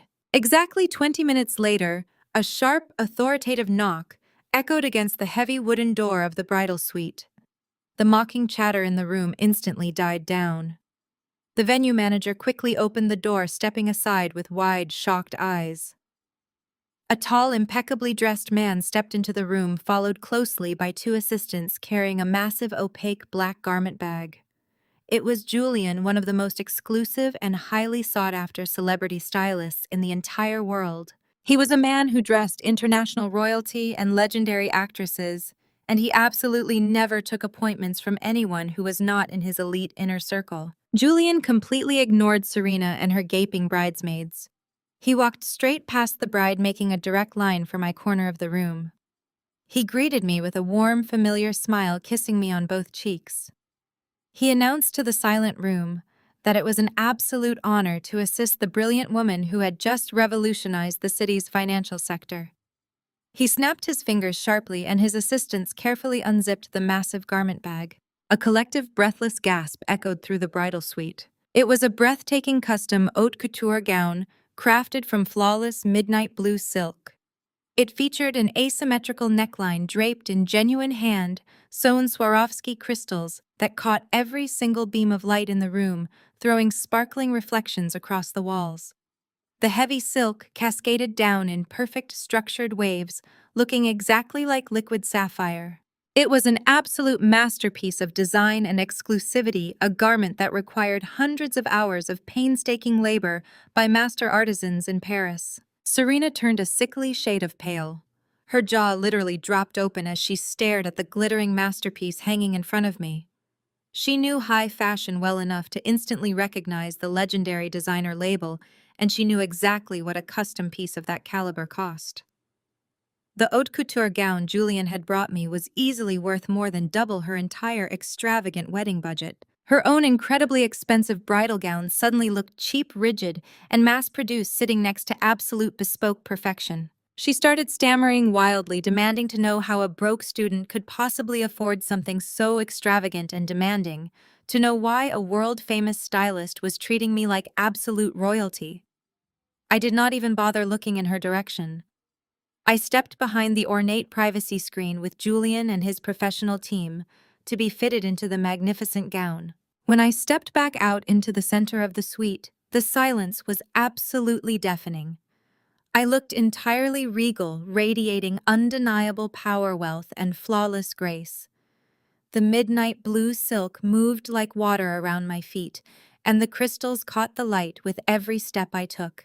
I walked slowly over to where the cheap polyester caterer's uniform still lay crumpled on the carpet. I kicked it gently across the floor until it rested right at Serena's trembling feet. I looked at her completely terrified face and told her that if she was so worried about staffing the catering department, she was more than welcome to put the apron on herself. I turned my back on her furious, helpless sputtering and walked out of the bridal suite, the heavy silk of my couture gown flowing effortlessly behind me, leaving my sister to choke on her own pathetic jealousy. I left the opulent bridal suite and walked slowly down the sweeping marble staircase of the grand estate. The heavy midnight blue silk of my custom gown flowed around my legs, like water moving with a life of its own. The hand-sewn Swarovski crystals caught the golden light from the massive chandeliers above, casting a brilliant, sparkling glow against the historic paneled walls. A large crowd of early-arriving guests and extended family members were already mingling in the lower foyer, sipping champagne and admiring the architecture. As I descended the stairs, their polite conversations abruptly stopped. They turned to stare at me with wide, unblinking eyes, taking in the undeniable luxury of my attire. These were people who understood true immense wealth, and they instantly recognized that my gown was an authentic masterpiece of Parisian haute couture. They whispered to each other in hushed tones of deep respect, naturally stepping aside to clear a wide path for me. I walked through the grand foyer with my head held high, feeling the ultimate quiet satisfaction of knowing my sister was upstairs, currently drowning in her own bitter jealousy. I stepped out through the massive glass double doors and onto the sweeping cobblestone driveway. The late afternoon sun was just beginning to set, casting long, dramatic shadows across the meticulously manicured front lawns. A massive line of expensive luxury vehicles was pulling up to the main entrance, stretching all the way down the private road. The valet team was rushing back and forth in their sharp black jackets, opening doors for Preston's incredibly wealthy relatives and efficiently tagging their keys. I took a deep breath of the crisp ocean air, preparing to make my way around the side of the grand estate toward the main reception garden. But my moment of quiet triumph was abruptly cut short. My father marched out from behind a tall stone pillar directly blocking my path. His face was a dark, alarming shade of crimson, and a thick vein pulsed visibly on his forehead. He had clearly been aggressively searching for me, having undoubtedly heard the frantic rumors of my defiance upstairs in the bridal suite. He stopped right in front of me, breathing heavily through his nose. His eyes raked over my stunning midnight blue gown, but instead of seeing the breathtaking elegance of the garment, he only saw a blatant, active threat to his fragile web of lies. He despised the fact that I looked incredibly powerful. He hated that I was not cowering in the background wearing the cheap, scratchy polyester caterer's uniform Serena had demanded I put on. He aggressively closed the distance between us, trapping me against the heavy stone balustrade of the main entrance. Without a single word of warning, he reached into his tailored suit pocket, pulled out a heavy silver keyring, and violently hurled it directly at my face. I barely managed to turn my head in time. The sharp metal keys grazed my cheekbone, leaving a faint, stinging scratch before clattering loudly onto the cobblestone driveway at my feet. The heavy, silver Bentley emblem on the keychain caught the fading sunlight as it landed on the rough stones. My father leaned in so close I could smell the expensive scotch on his breath. His eyes burned with a frantic, pathetic desperation as he looked at me. He pointed a shaking, angry finger at the long line of arriving luxury cars and growled in a low, menacing voice. He told me that Preston's family thinks we are high society and that seeing me parading around in that dress ruins the aesthetic. He ordered me to go do some real work and demanded that I walk over to the valet stand right now to park the arriving vehicles for Preston's elite guests. He wanted to degrade me in front of the entire arriving crowd, to force me into the role of a lowly servant, just to prove to Preston's parents that our family knew how to keep the less successful members in absolute check. He actually believed that forcing me to park cars in my custom haute couture gown would somehow validate his own pathetic existence and permanently secure his place in their wealthy social circle. I looked down at the heavy silver keys resting on the dirty cobblestones. Then I looked slowly up at my father. I did not flinch. I did not shed a single tear or offer a word of argument to his ridiculous demands. I maintained total, absolute composure. I lifted the hem of my heavy silk gown, just slightly revealing my custom designer heels. With a smooth, deliberate motion, I brought my foot back and kicked the keyring as hard as I could. The silver keys skittered rapidly across the smooth stones, sliding directly toward the large iron grate of a nearby storm drain. We both watched in dead silence as the keys slipped perfectly through the metal slats, falling into the dark, muddy water below with a distinct echoing splash. My father let out a strangled sound of pure, unfiltered horror. He lunged toward the storm drain, dropping to his hands and knees on the dirty cobblestones, trying desperately to reach his arm through the tight iron grate. He realized instantly that those keys belonged to Preston's father's brand new imported luxury vehicle, and he had just lost them in a sewer. He scrambled back to his feet, his face contorted in absolute panicked rage. He turned toward the bustling valet stand where a team of 30 men in sharp black jackets were busy coordinating the massive influx of arriving vehicles. My father began screaming at the top of his lungs, demanding that the valets come over immediately to retrieve the keys and calling for the venue security to have me arrested for the destruction of private property. The head valet, a tall, imposing man with a stern professional expression, heard the frantic shouting and signaled to his team. Every single valet stopped moving instantly. They stepped away from the idling luxury cars, leaving heavy car doors wide open and expensive engines running. The entire massive team of 30 men marched in perfect, rigid unison across the cobblestone driveway, forming a solid protective wall directly behind me. My father stopped screaming, his mouth dropping open in utter total confusion as he watched the highly coordinated military-like movement. The head valet stood directly beside me and reached for the top collar of his black uniform jacket. In one fluid, perfectly synchronized motion, every single valet in the driveway unzipped their heavy outer jackets. Underneath, they were all wearing crisp, tailored polo shirts, featuring the bold gold and black emblem of my private luxury logistics corporation. I had quietly purchased the region's largest elite transport and valet service 3 months ago to expand my corporate portfolio, and this specific highly trained team answered to no one but me. My father stumbled backward, bumping hard against the stone pillar, as the crushing, devastating reality of the situation washed over him. The valets reached into their pockets, pulled out heavy handfuls of luxury car keys, and simultaneously threw them onto the hard cobblestones. The loud clatter of dozens of expensive keys hitting the ground sounded like shattering glass echoing across the grand estate.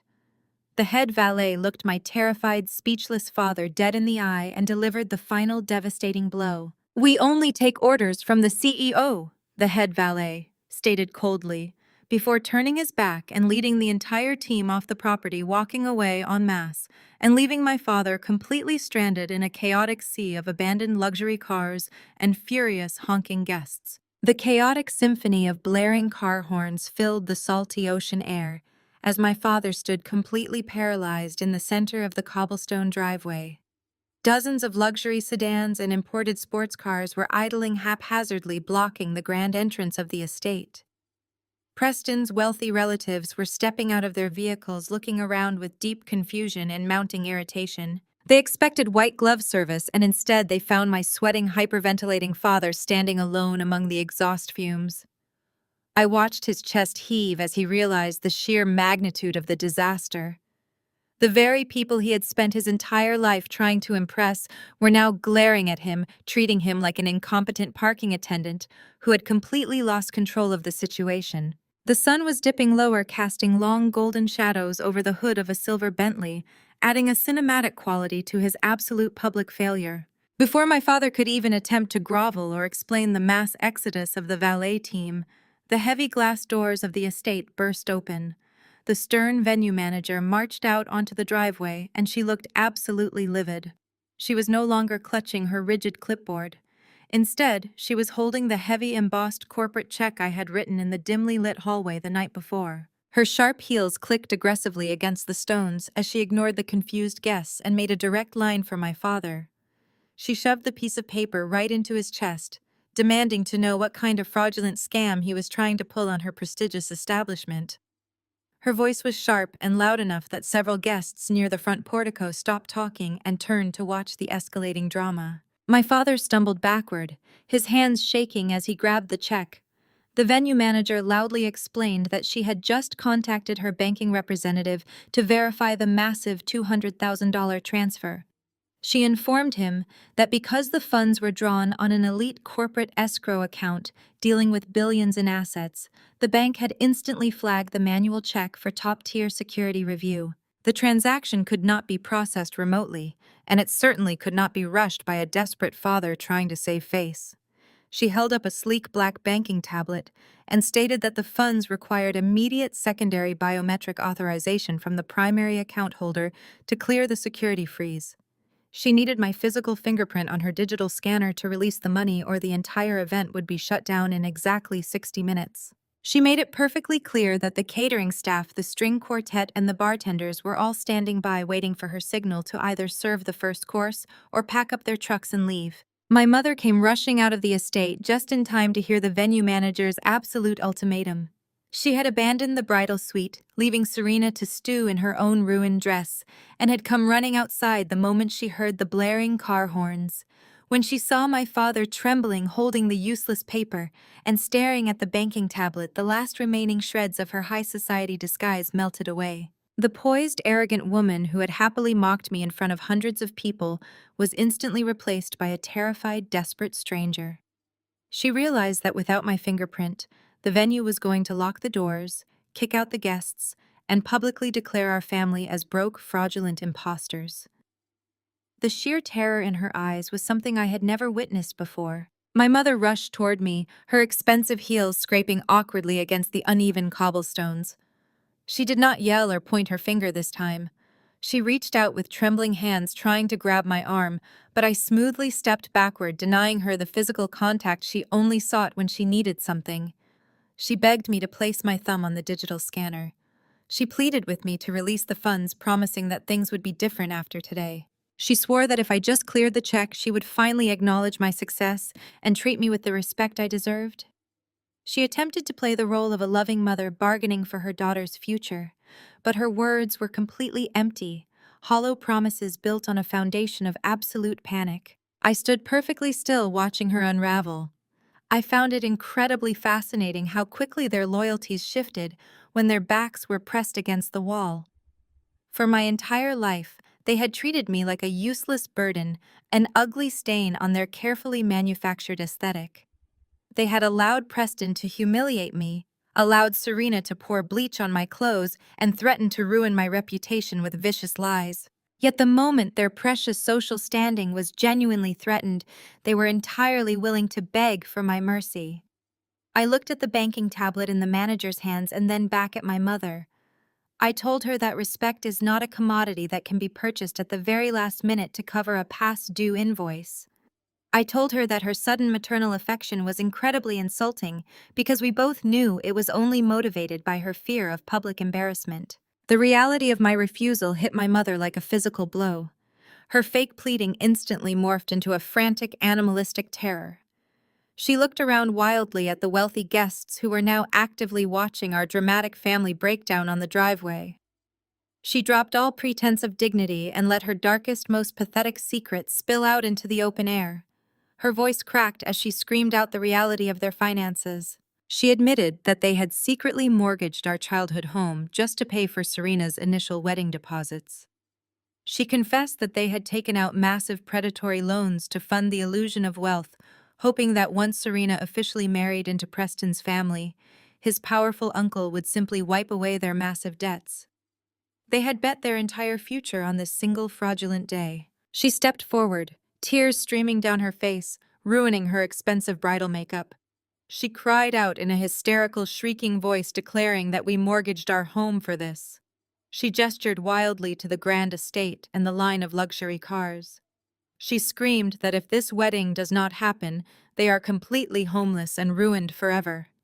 Her chest heaved as she pointed a shaking finger at my face, her desperation turning into a toxic, vicious demand. She hissed that I owe them my life for bringing me into this world, and that I had a fundamental obligation to save them from their own reckless financial destruction.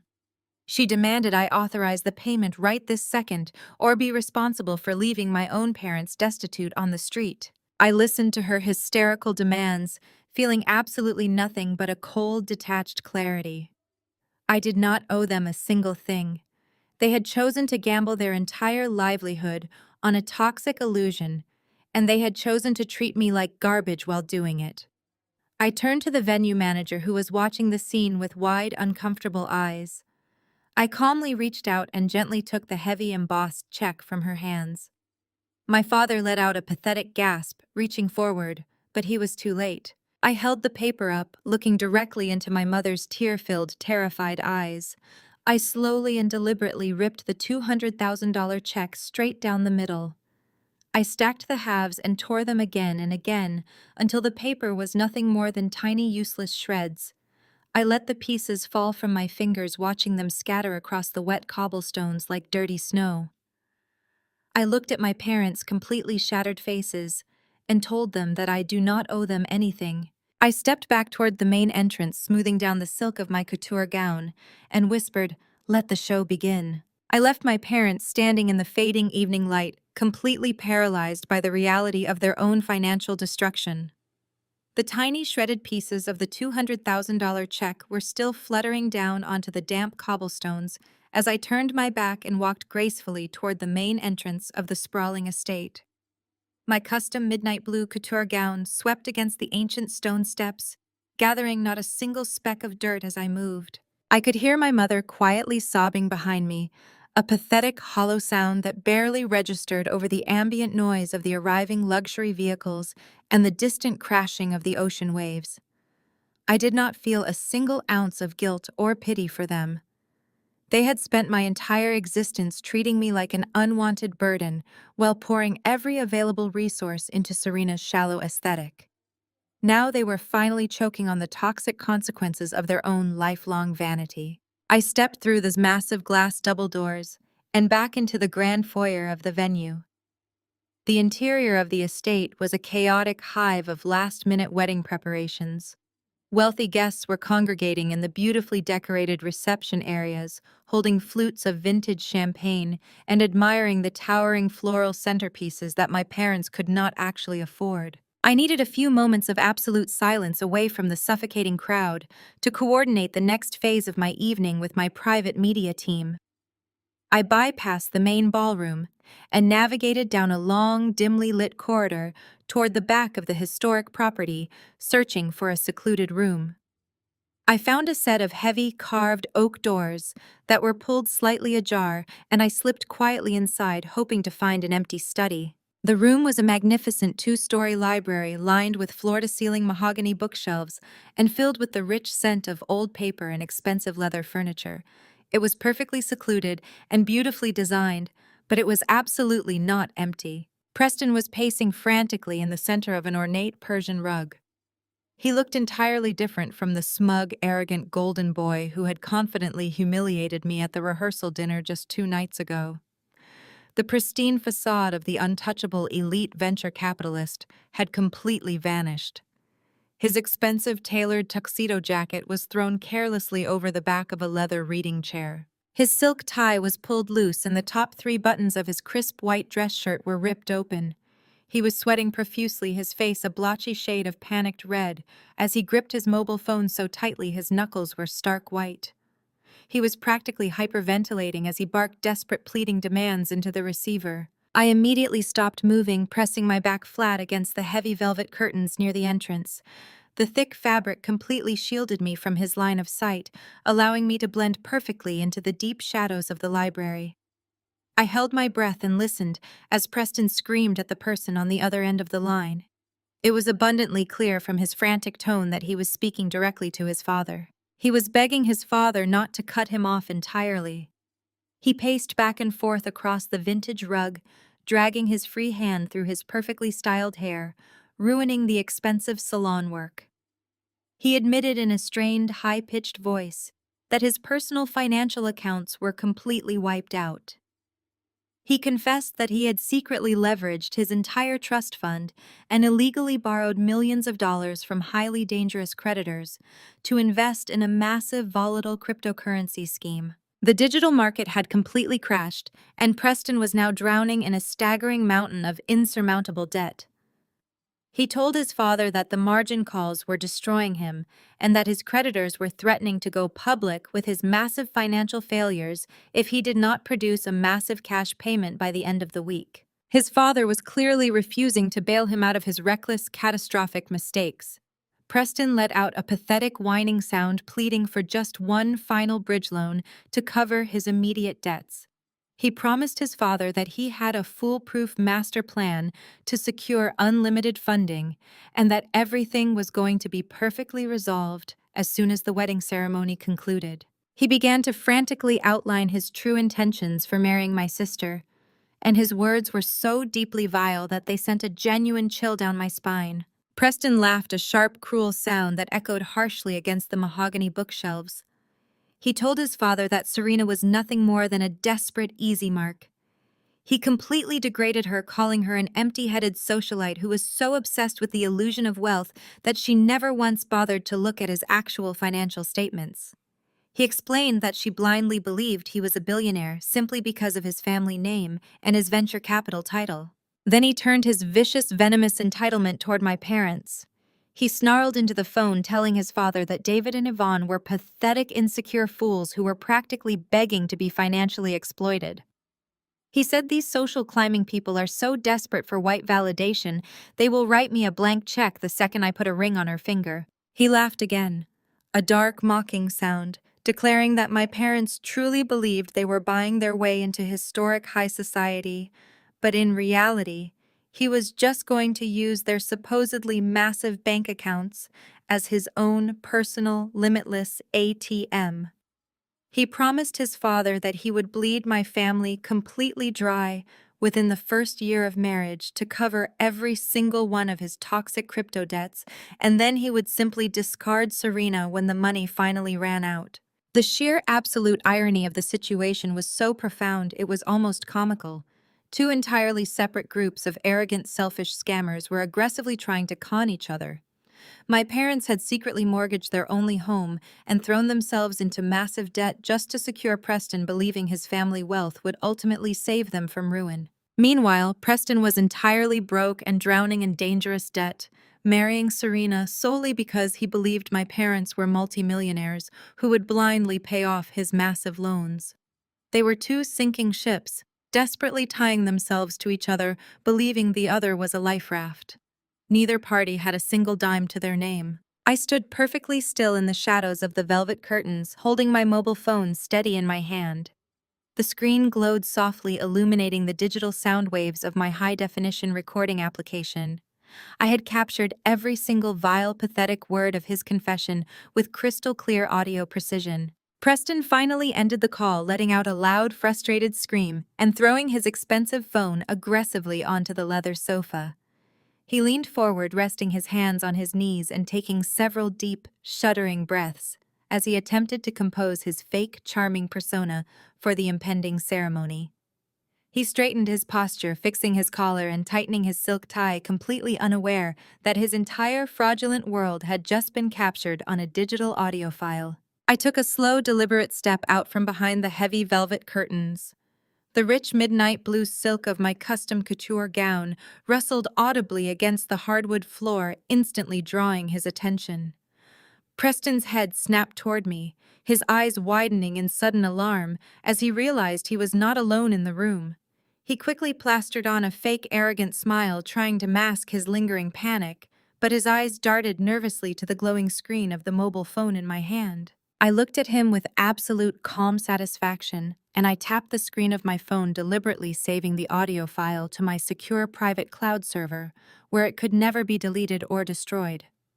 I offered him a cold, merciless smile and told him that there were truly great acoustics in this room. I looked him dead in the eye and casually mentioned that the AV team is going to love this audio file. The blood completely drained from Preston's face, leaving him a sickly pale shade of gray. The realization of what had just happened slammed into him with the force of a freight train. He knew instantly that his entire future, his carefully constructed con, and his only chance of escaping his dangerous creditors had just been completely obliterated.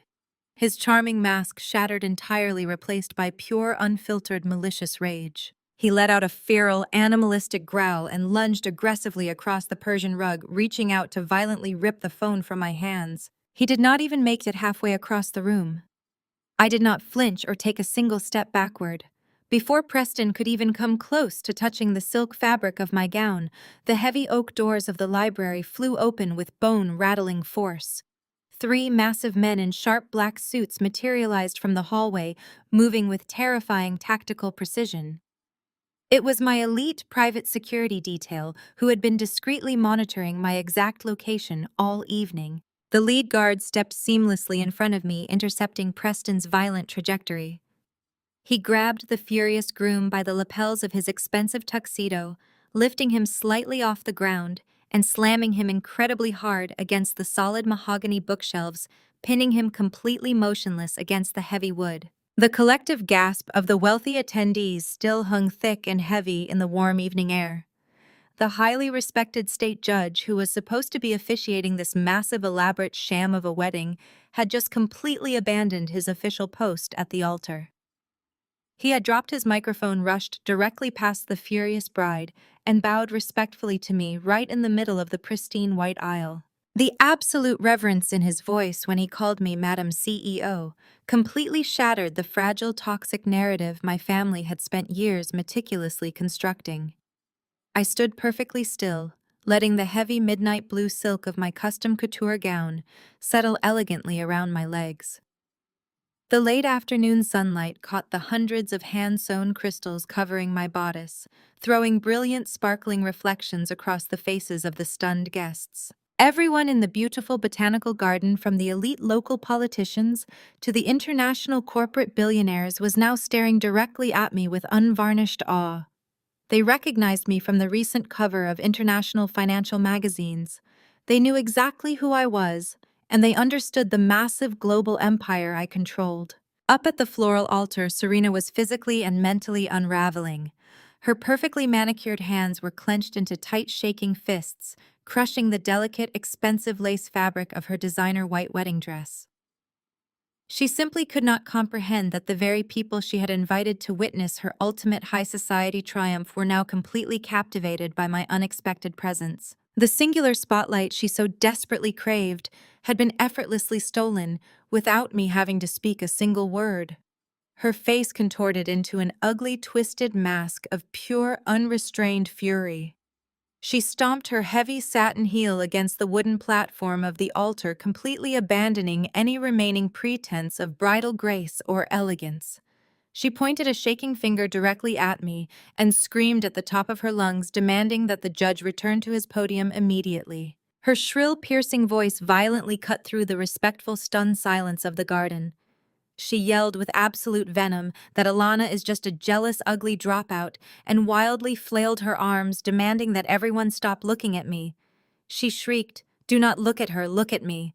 Her pathetic, desperate demand echoed loudly across the manicured lawns, causing several high-profile guests in the front rows to visibly cringe and turn their heads away in deep, second-hand embarrassment. Standing right beside her trembling bridegroom, Preston looked like a man facing a firing squad. He was sweating profusely, heavy drops of perspiration rolling rapidly down his forehead and soaking into the starched white collar of his tailored tuxedo shirt. He was not looking at his beautiful, screaming bride. His wide, terrified eyes were locked entirely on me. He knew exactly what I held in my possession. He vividly remembered the heavy mahogany library and my private security team pinning him forcefully to the wall just a short time ago. He knew with absolute certainty that I possessed the digital audio file that would completely obliterate his entire future, but he was utterly trapped in his own web of lies. He was financially drowning in a massive ocean of toxic cryptocurrency debt, and his only remaining lifeline was forcing this marriage to happen today. If he ran away from the altar right now, his violent international creditors would absolutely destroy him. If he stayed, he was entirely at my absolute mercy. He swallowed hard, shifting his weight nervously from foot to foot, silently begging me with his wide, terrified eyes to just let the ceremony proceed. I offered Preston a very small, chilling smile. I gave the flustered judge a polite nod, gracefully stepping out of the center aisle and gliding toward a vacant velvet-lined seat in the very front row. The judge smoothed his dark robes, cleared his throat nervously, and awkwardly returned to his official position beneath the towering, expensive floral archway. He looked at the heavily sweating groom and the furious, red-faced bride with clear professional distaste before raising his microphone to continue the interrupted ceremony. He read through the traditional vows, speaking far more quickly than usual, just to get through the painfully tense atmosphere that had completely smothered the entire garden. Serena practically snatched the microphone from his hands to shout her vows, staring defiantly out into the audience, as if fiercely daring anyone to challenge her special moment. Then the judge took a deep breath, steadying himself, and asked the mandatory final question. He asked if anyone present had any reason why this couple should not be joined in holy matrimony to speak now or forever hold their peace. The soft, romantic instrumental music that had been playing gently through the hidden garden speakers all afternoon abruptly cut out. A heavy, suffocating, dead silence fell over the massive crowd of attendees. I slowly reached into the small, midnight blue silk clutch resting gently on my lap and pulled out my mobile phone. I did not stand up to make a scene. I did not shout a dramatic objection. I simply tapped a single button on my glowing digital screen. Instantly, the massive high-fidelity audio system surrounding the entire reception venue roared to life.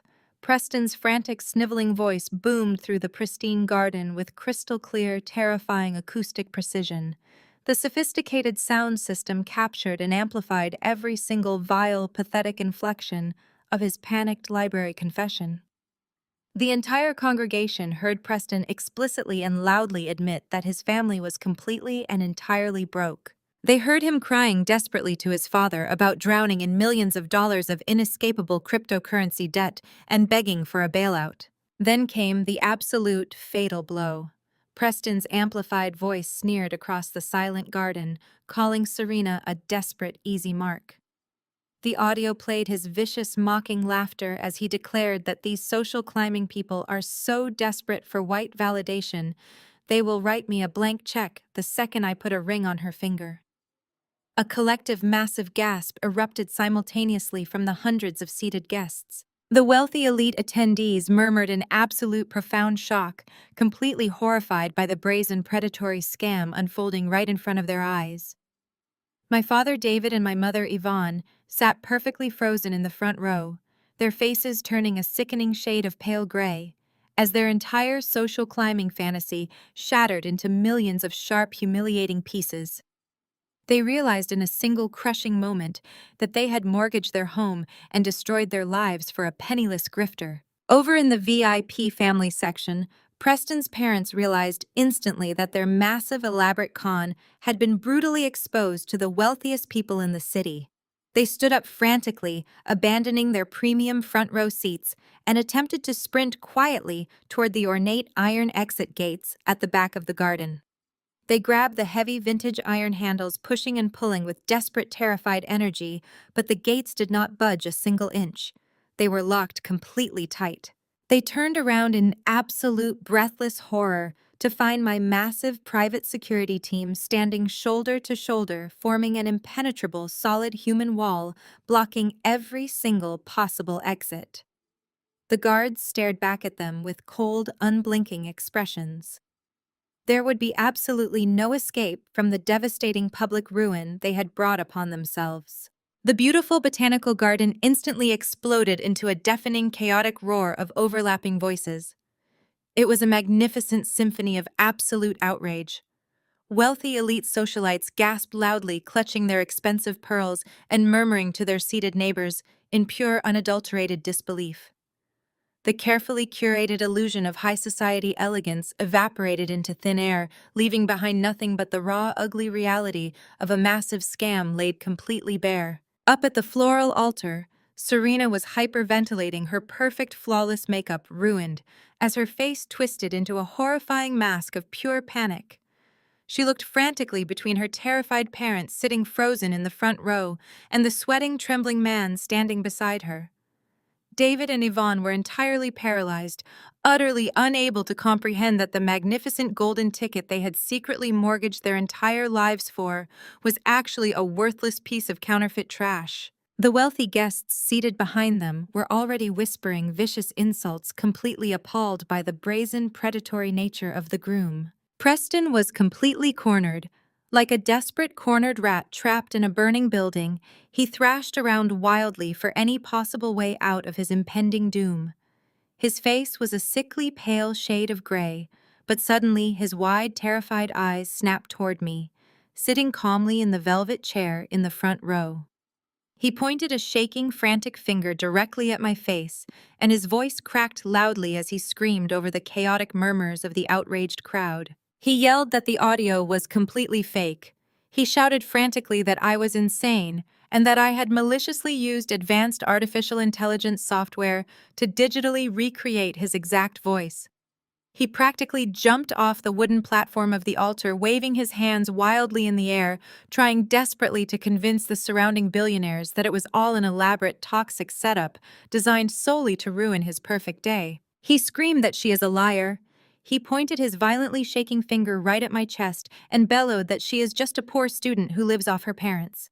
He desperately tried to paint me as a pathetic, jealous outcast who had spent hours hunched over a cheap laptop, generating a fake digital confession just to destroy my beautiful sister's wedding out of pure, bitter spite. He ranted and raved, declaring that he was a highly respected venture capitalist and that someone of his immense standing would never speak such vile words. A brief murmur of uncertain hesitation rippled softly through the garden. The concept of manipulated digital audio was just plausible enough to plant a tiny seed of doubt in the minds of the older, less technologically savvy guests. My father, David, suddenly jumped up from his front row seat, eager to grab onto any flimsy lifeline that would save his desperately needed social climbing fantasy. He began nodding enthusiastically, along with Preston's frantic, sweaty lies, entirely ready to throw his own flesh and blood completely under the bus. He looked around the garden trying to rally support for the groom, silently threatening to have his own private security drag me out of the venue if it meant the wealthy charade could continue uninterrupted. Serena wiped a streaked tear from her cheek and glared at me with pure, unfiltered venom, visibly regaining her arrogant posture as she prepared to join the verbal attack against me. I did not move a single muscle. I simply remained comfortably seated in my plush velvet chair, smoothing the heavy midnight blue silk over my lap, and waited in absolute silence. I knew deep in my bones that I did not need to defend myself against their pathetic, desperate accusations. I had deliberately and meticulously arranged the seating chart for this exact specific moment. From the very center of the prestigious front row, a tall, imposing man slowly stood up. It was Marcus Sterling, the legendary managing partner of the elite venture capital firm where Preston supposedly earned his massive non-existent fortune. Marcus had been the highly revered guest of honor at the rehearsal dinner just 2 nights ago. He was the very man Preston had continuously paraded around the estate as living proof of his corporate dominance and his untouchable social status.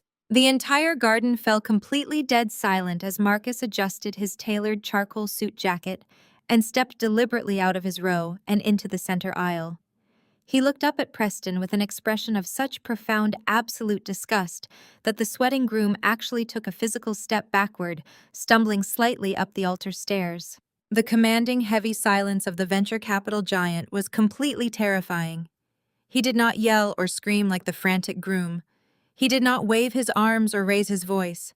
He spoke with the quiet, devastating authority of a man who possessed true, undeniable global power. He clasped his hands loosely in front of him and stared directly into Preston's wide, terrified eyes. "Actually, Preston, you are fired," Marcus stated smoothly. The heavy words echoed loudly across the silent botanical garden, hitting the floral altar with the force of a physical blow. Preston's jaw dropped open, but absolutely no sound came out of his dry throat. A collective sharp intake of breath swept through the rows of seated guests. Marcus then turned his body respectfully toward me, offering a slight deep bow of his head before turning back to address the entire stunned congregation. He projected his voice perfectly, ensuring that every single person in the garden, including my horrified parents, heard his next words with absolute clarity. "And Alana is not a student," Marcus declared effortlessly. "She is the billionaire founder of the holding firm that just bought out our entire venture capital company." The silence that followed was so heavy it felt completely suffocating. David and Yvonne simply stopped breathing, entirely frozen in their standing positions, as the reality of my true identity slammed into them like a speeding freight train. Serena let out a pathetic whimpering sound, her hands flying up to cover her mouth in absolute shock. All of their cruel jokes, all of their dismissive comments, and all of their arrogant insults flashed before their eyes, as they finally realized they had spent years treating a genuine billionaire like a worthless servant. Marcus turned his sharp, piercing gaze back to the ruined groom and delivered the final crushing truth to the entire congregation.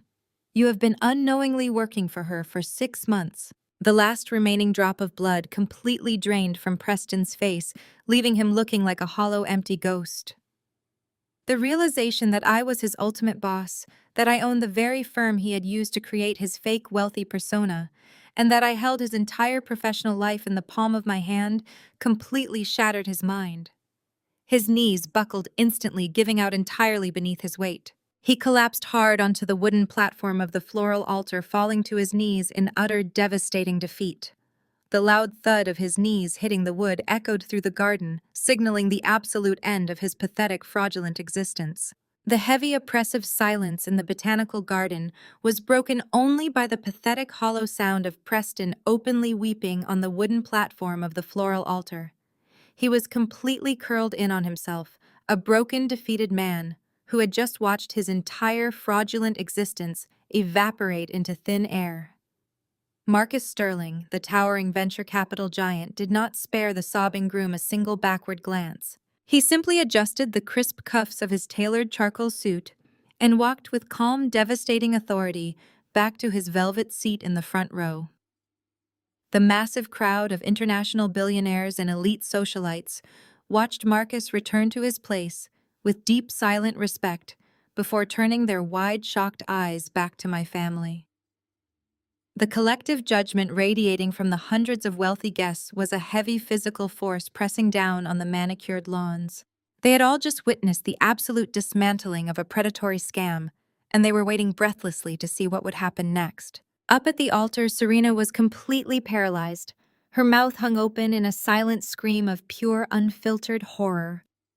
She stared down at the pathetic, weeping man she was supposed to marry, completely unable to process the fact that she had tied her entire social climbing future to a penniless grifter.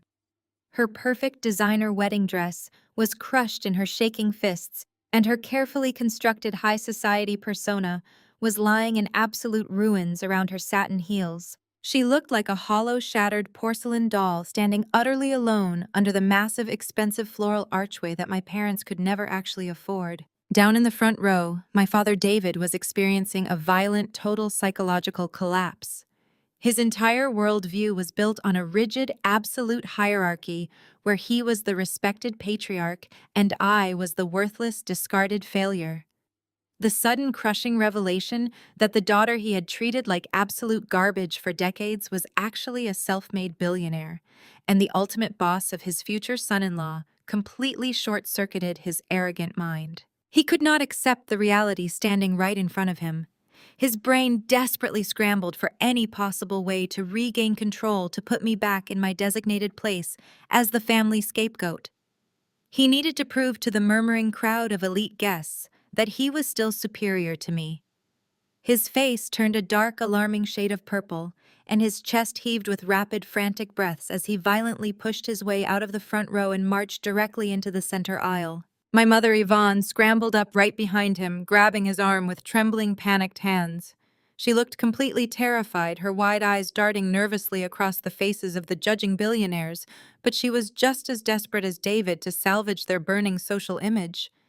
They both marched toward me, stopping just a few feet away from my velvet chair. David pointed a shaking, furious finger directly at my face. His eyes were wild with cornered, animalistic panic. He decided to attack the one single thing he believed he still held entirely over my head. He needed the wealthy crowd to know that despite my massive, unimaginable fortune, I was still somehow beneath him. He raised his voice, shouting over the ambient whispers of the garden, hoping to rally the elite guests to his side. He desperately declared that wealth meant absolutely nothing without prestige and formal education. He ranted frantically about our deep family roots and our supposed historic academic legacy. He claimed that I was nothing more than a lucky, uneducated grifter who had stumbled into money completely by accident. He yelled that I lacked the refinement and the pedigree that truly mattered in their high society circles. Yvonne nodded frantically beside him, her voice shrill and desperate, as she echoed his pathetic attacks. She screeched that Serena was the true educated pride of the family, and that I had brought them nothing but deep, profound shame when I vanished during my final year of university. David took another aggressive step forward, his face contorted in a mask of pure, bitter desperation. He wanted to humiliate me completely, to strip away the absolute power I currently held over the entire venue. He glared at me with unfiltered resentment and shouted loudly so every single person in the garden could hear him clearly. "Money doesn't buy class, Alana. You still failed out of your senior year." He spat the words out with vicious triumph, truly believing he had just delivered a devastating, fatal blow to my credibility. He stood tall, breathing heavily, waiting for the crowd of elite billionaires to turn against me for being a worthless, uneducated dropout. I did not flinch. I did not raise my voice or offer a single word of defensive argument. I remained perfectly calm, sitting in my plush velvet chair, surrounded by the heavy, shimmering folds of my midnight blue couture gown. I slowly turned my head and gave a tiny, almost imperceptible nod toward the shadows of the garden perimeter. Immediately, a sharp professional woman in a crisp, tailored charcoal suit stepped silently out from behind a large marble fountain. She was my elite personal assistant, a woman who handled multi-million-dollar corporate acquisitions with flawless, ruthless efficiency. She walked down the pristine white aisle, moving with absolute silent grace, completely ignoring the frantic, furious stares of my parents. She held a large, solid mahogany frame tightly against her chest, wrapped securely in a protective leather portfolio. She stopped perfectly at my side, opening the portfolio and handing the heavy wooden frame directly to me with a respectful bow of her head, before silently retreating back into the shadows. I took the solid mahogany frame in my hands, feeling the cool, heavy weight of the museum-quality glass. I looked directly into my father's wide, frantic eyes, holding his terrified gaze with absolute cold authority. I did not stand up. I simply extended my arm out over the pristine white aisle and let the heavy frame slip casually from my fingers. The solid mahogany frame hit the hard cobblestone walkway right at my father's expensive polished leather shoes with a loud, definitive thud. The thick, protective glass did not shatter, but the heavy impact echoed sharply across the silent, breathless garden. David flinched violently, stepping back in sudden alarm. Yvonne let out a tiny, shocked gasp, clutching her pearls tightly against her chest. Up at the altar, Serena stopped breathing entirely, staring down at the frame resting on the white aisle runner. David slowly, hesitantly looked down at his feet, his eyes locked onto the document secured perfectly inside the heavy mahogany frame. The thick, premium parchment paper glowed under the late afternoon sun, displaying flawless black calligraphy and the shining raised gold foil seal of the single most prestigious top-tier Ivy League business school in the entire country. The heavy black ink boldly displayed my full legal name, followed by two devastating, indisputable titles: Summa Cum Laude, valedictorian. A fresh wave of shocked gasps rippled rapidly through the elite crowd of guests, as those in the front rows read the impossible prestigious credentials. My father's face went entirely slack, his jaw dropping open in pure, unadulterated horror, as his ultimate final weapon completely disintegrated before his eyes. I looked at his broken, horrified face with total, absolute satisfaction, and my voice rang out across the garden, completely cold, crisp, and final. I didn't drop out, Dad. I graduated a year early in secret while you were busy paying for Serena's failed business ventures.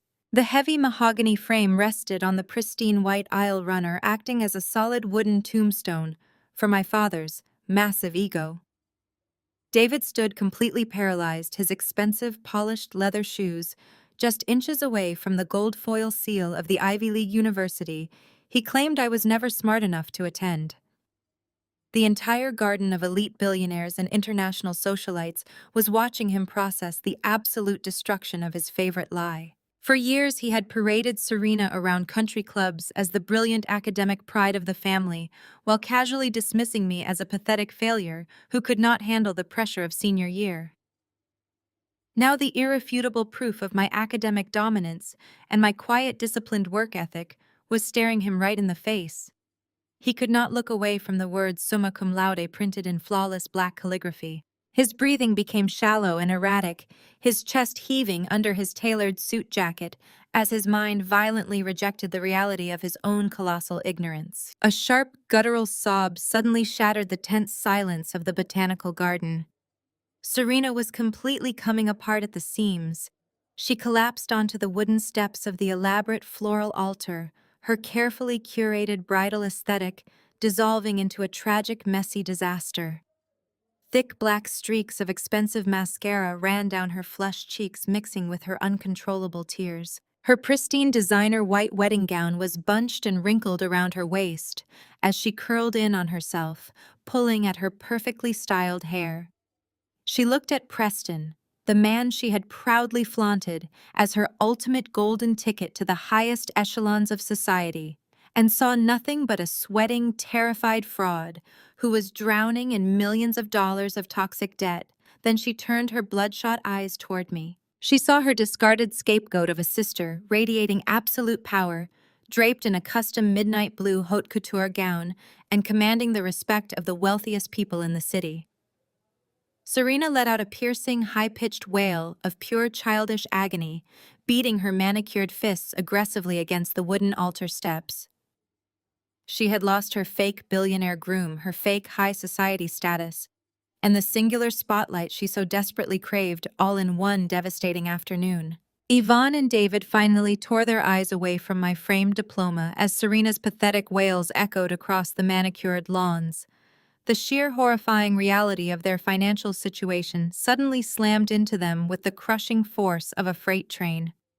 They had built this entire wedding on a massive, fragile mountain of lies. They had secretly drained their entire life savings, completely cashed out their retirement portfolios, and leveraged every single asset they possessed to pay for this incredibly extravagant venue. They had done it all under the absolute arrogant assumption that Preston's wealthy family would effortlessly absorb their massive debts once the marriage license was signed. Now Preston's parents were trapped by my security team, completely penniless and facing immediate public ruin. There would be no massive bailout. There would be no blank check. My parents were instantly, unequivocally bankrupt. The arrogant, toxic superiority that had defined my parents' behavior for my entire existence vanished in the blink of an eye. David, the man who had violently thrown a heavy set of keys at my face just an hour ago, suddenly crumpled. The remaining strength completely left his legs, and his knees hit the hard cobblestone walkway with a dull, heavy thud. Yvonne immediately followed his lead, collapsing right beside him in her tight, expensive mother-of-the-bride gown. They were literally groveling at my feet, right next to my pristine Ivy League diploma, in front of hundreds of shocked, murmuring guests. Yvonne reached out with trembling, manicured hands, desperately trying to grasp the heavy silk hem of my midnight blue gown. I stepped back smoothly and deliberately, completely denying her the unearned comfort of my touch. Tears streamed down Yvonne's face, ruining her professional makeup and leaving her looking incredibly old and fragile. She sobbed hysterically, her voice echoing loudly across the captivated audience of elite billionaires. "We are blood, Alana," she cried out, her voice cracking with a desperate manufactured emotion she had never once shown me during my childhood. "You have to save us from this debt." She wept uncontrollably, wailing about the massive second mortgage they had secretly taken out on the family home just to maintain their fake wealthy image. She confessed loudly to the incredibly high interest loans they had secured from predatory lenders just to pay the premium botanical caterers and the exotic floral importers. David bowed his head beside her, weeping openly and begging me to use my massive corporate wealth to bail them out of the devastating financial crater they had enthusiastically dug for themselves. They actually believed that after decades of relentless emotional abuse and profound neglect, they could simply invoke the word family to magically access my bank accounts and erase their own catastrophic mistakes. I looked down at the two people who had made my early life a living, miserable nightmare. I did not feel a single ounce of pity, a shred of lingering guilt, or a trace of daughterly obligation. My face remained a mask of pure, cold, unyielding marble. I let the absolute heavy silence stretch for a long, agonizing moment, making sure every single wealthy guest in the botanical garden was paying extremely close attention. The elite crowd leaned in collectively, holding their breath as they watched the final act of this incredible family drama unfold. "Save you?" I asked, my voice perfectly steady, calm, and carrying incredible, devastating authority. I tilted my head, looking directly down into my mother's panicked, tear-filled eyes. "Mom, who do you think owns the parent corporate holding company of this historic estate?" The color instantly drained completely from Yvonne's face, leaving her looking like a terrified ghost. Her mouth fell open, but she was entirely paralyzed by the chilling implications of my question. I did not stop. I maintained unbroken eye contact, driving the stake of reality straight through their greedy hearts.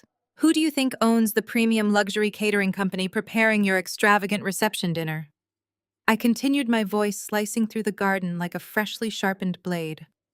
"Who do you think owns the international floral import business that constructed these ridiculous oversized archways and the private wealth bank that currently holds your massive second mortgage?" David let out a choked, desperate gasp. His hands flew up to clutch his chest as if he was experiencing a sudden physical heart attack. the horrifying realization that they had literally handed every single dime of their fraudulent borrowed wealth directly into my corporate pockets was completely destroying his mind. They had unknowingly funded my expanding empire with their own vanity. I stood tall and immovable, the undisputed master of my own destiny and the absolute architect of their financial ruin. "I do," I stated, my voice ringing out across the quiet garden with crystal clear finality. "And since the massive final deposit check you wrote for this premium venue completely bounced this morning, you are all officially trespassing on my private property." I raised my hand in the cool evening air, holding it high for everyone to see, and deliberately snapped my fingers. The sharp, sudden snap of my fingers echoed loudly across the manicured green lawns like a violent starting pistol. Immediately, my massive, highly trained private security team moved forward in perfect synchronized unison. They stepped smoothly out from the dark shadows of the botanical garden perimeter, their heavy, black boots marching in absolute perfect rhythm across the pristine stone walkways. The wealthy elite guests scrambled backward, frantically pushing their premium velvet chairs out of the way to give the imposing guards a wide, clear path. Seeing the approaching guards, David and Yvonne suddenly completely switched their aggressive tactics. Their arrogant superiority vanished instantly as they both dropped heavily to their knees on the hard cobblestone walkway right in front of me. They began to beg and grovel, desperately confessing loudly that they had completely mortgaged their family house for this extravagant wedding and were now utterly bankrupt. Yvonne was sobbing hysterically, reaching out her trembling manicured hands toward me and begging desperately for financial mercy. "We are blood, Alana," she cried out, her voice cracking with a desperate manufactured emotion she had never once shown me during my entire childhood. "You have to save us from this debt," she wailed uncontrollably. I looked down at them with absolute zero pity, my face a mask of cold, unyielding stone. "Save you?" I asked, my voice perfectly steady, calm and carrying incredible, devastating authority. "Mom, who do you think owns the parent corporate holding company of this historic estate? Who do you think owns the premium catering company, the international floral import business, and the private wealth bank that currently holds your massive second mortgage?" I snapped my fingers right in her horrified face.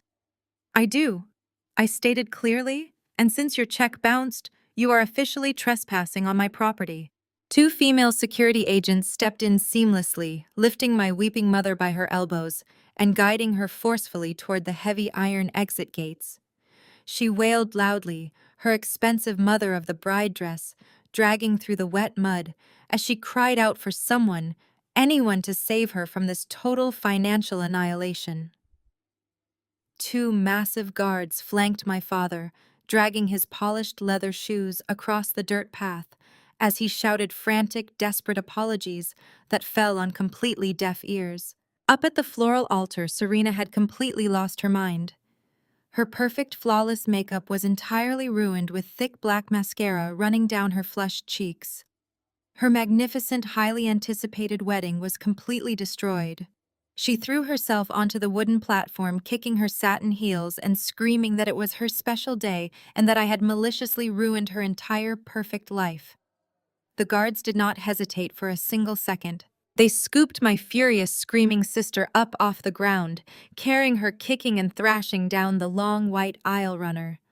Her shrill, piercing cries slowly faded into the distance as they hauled her straight out of the botanical venue.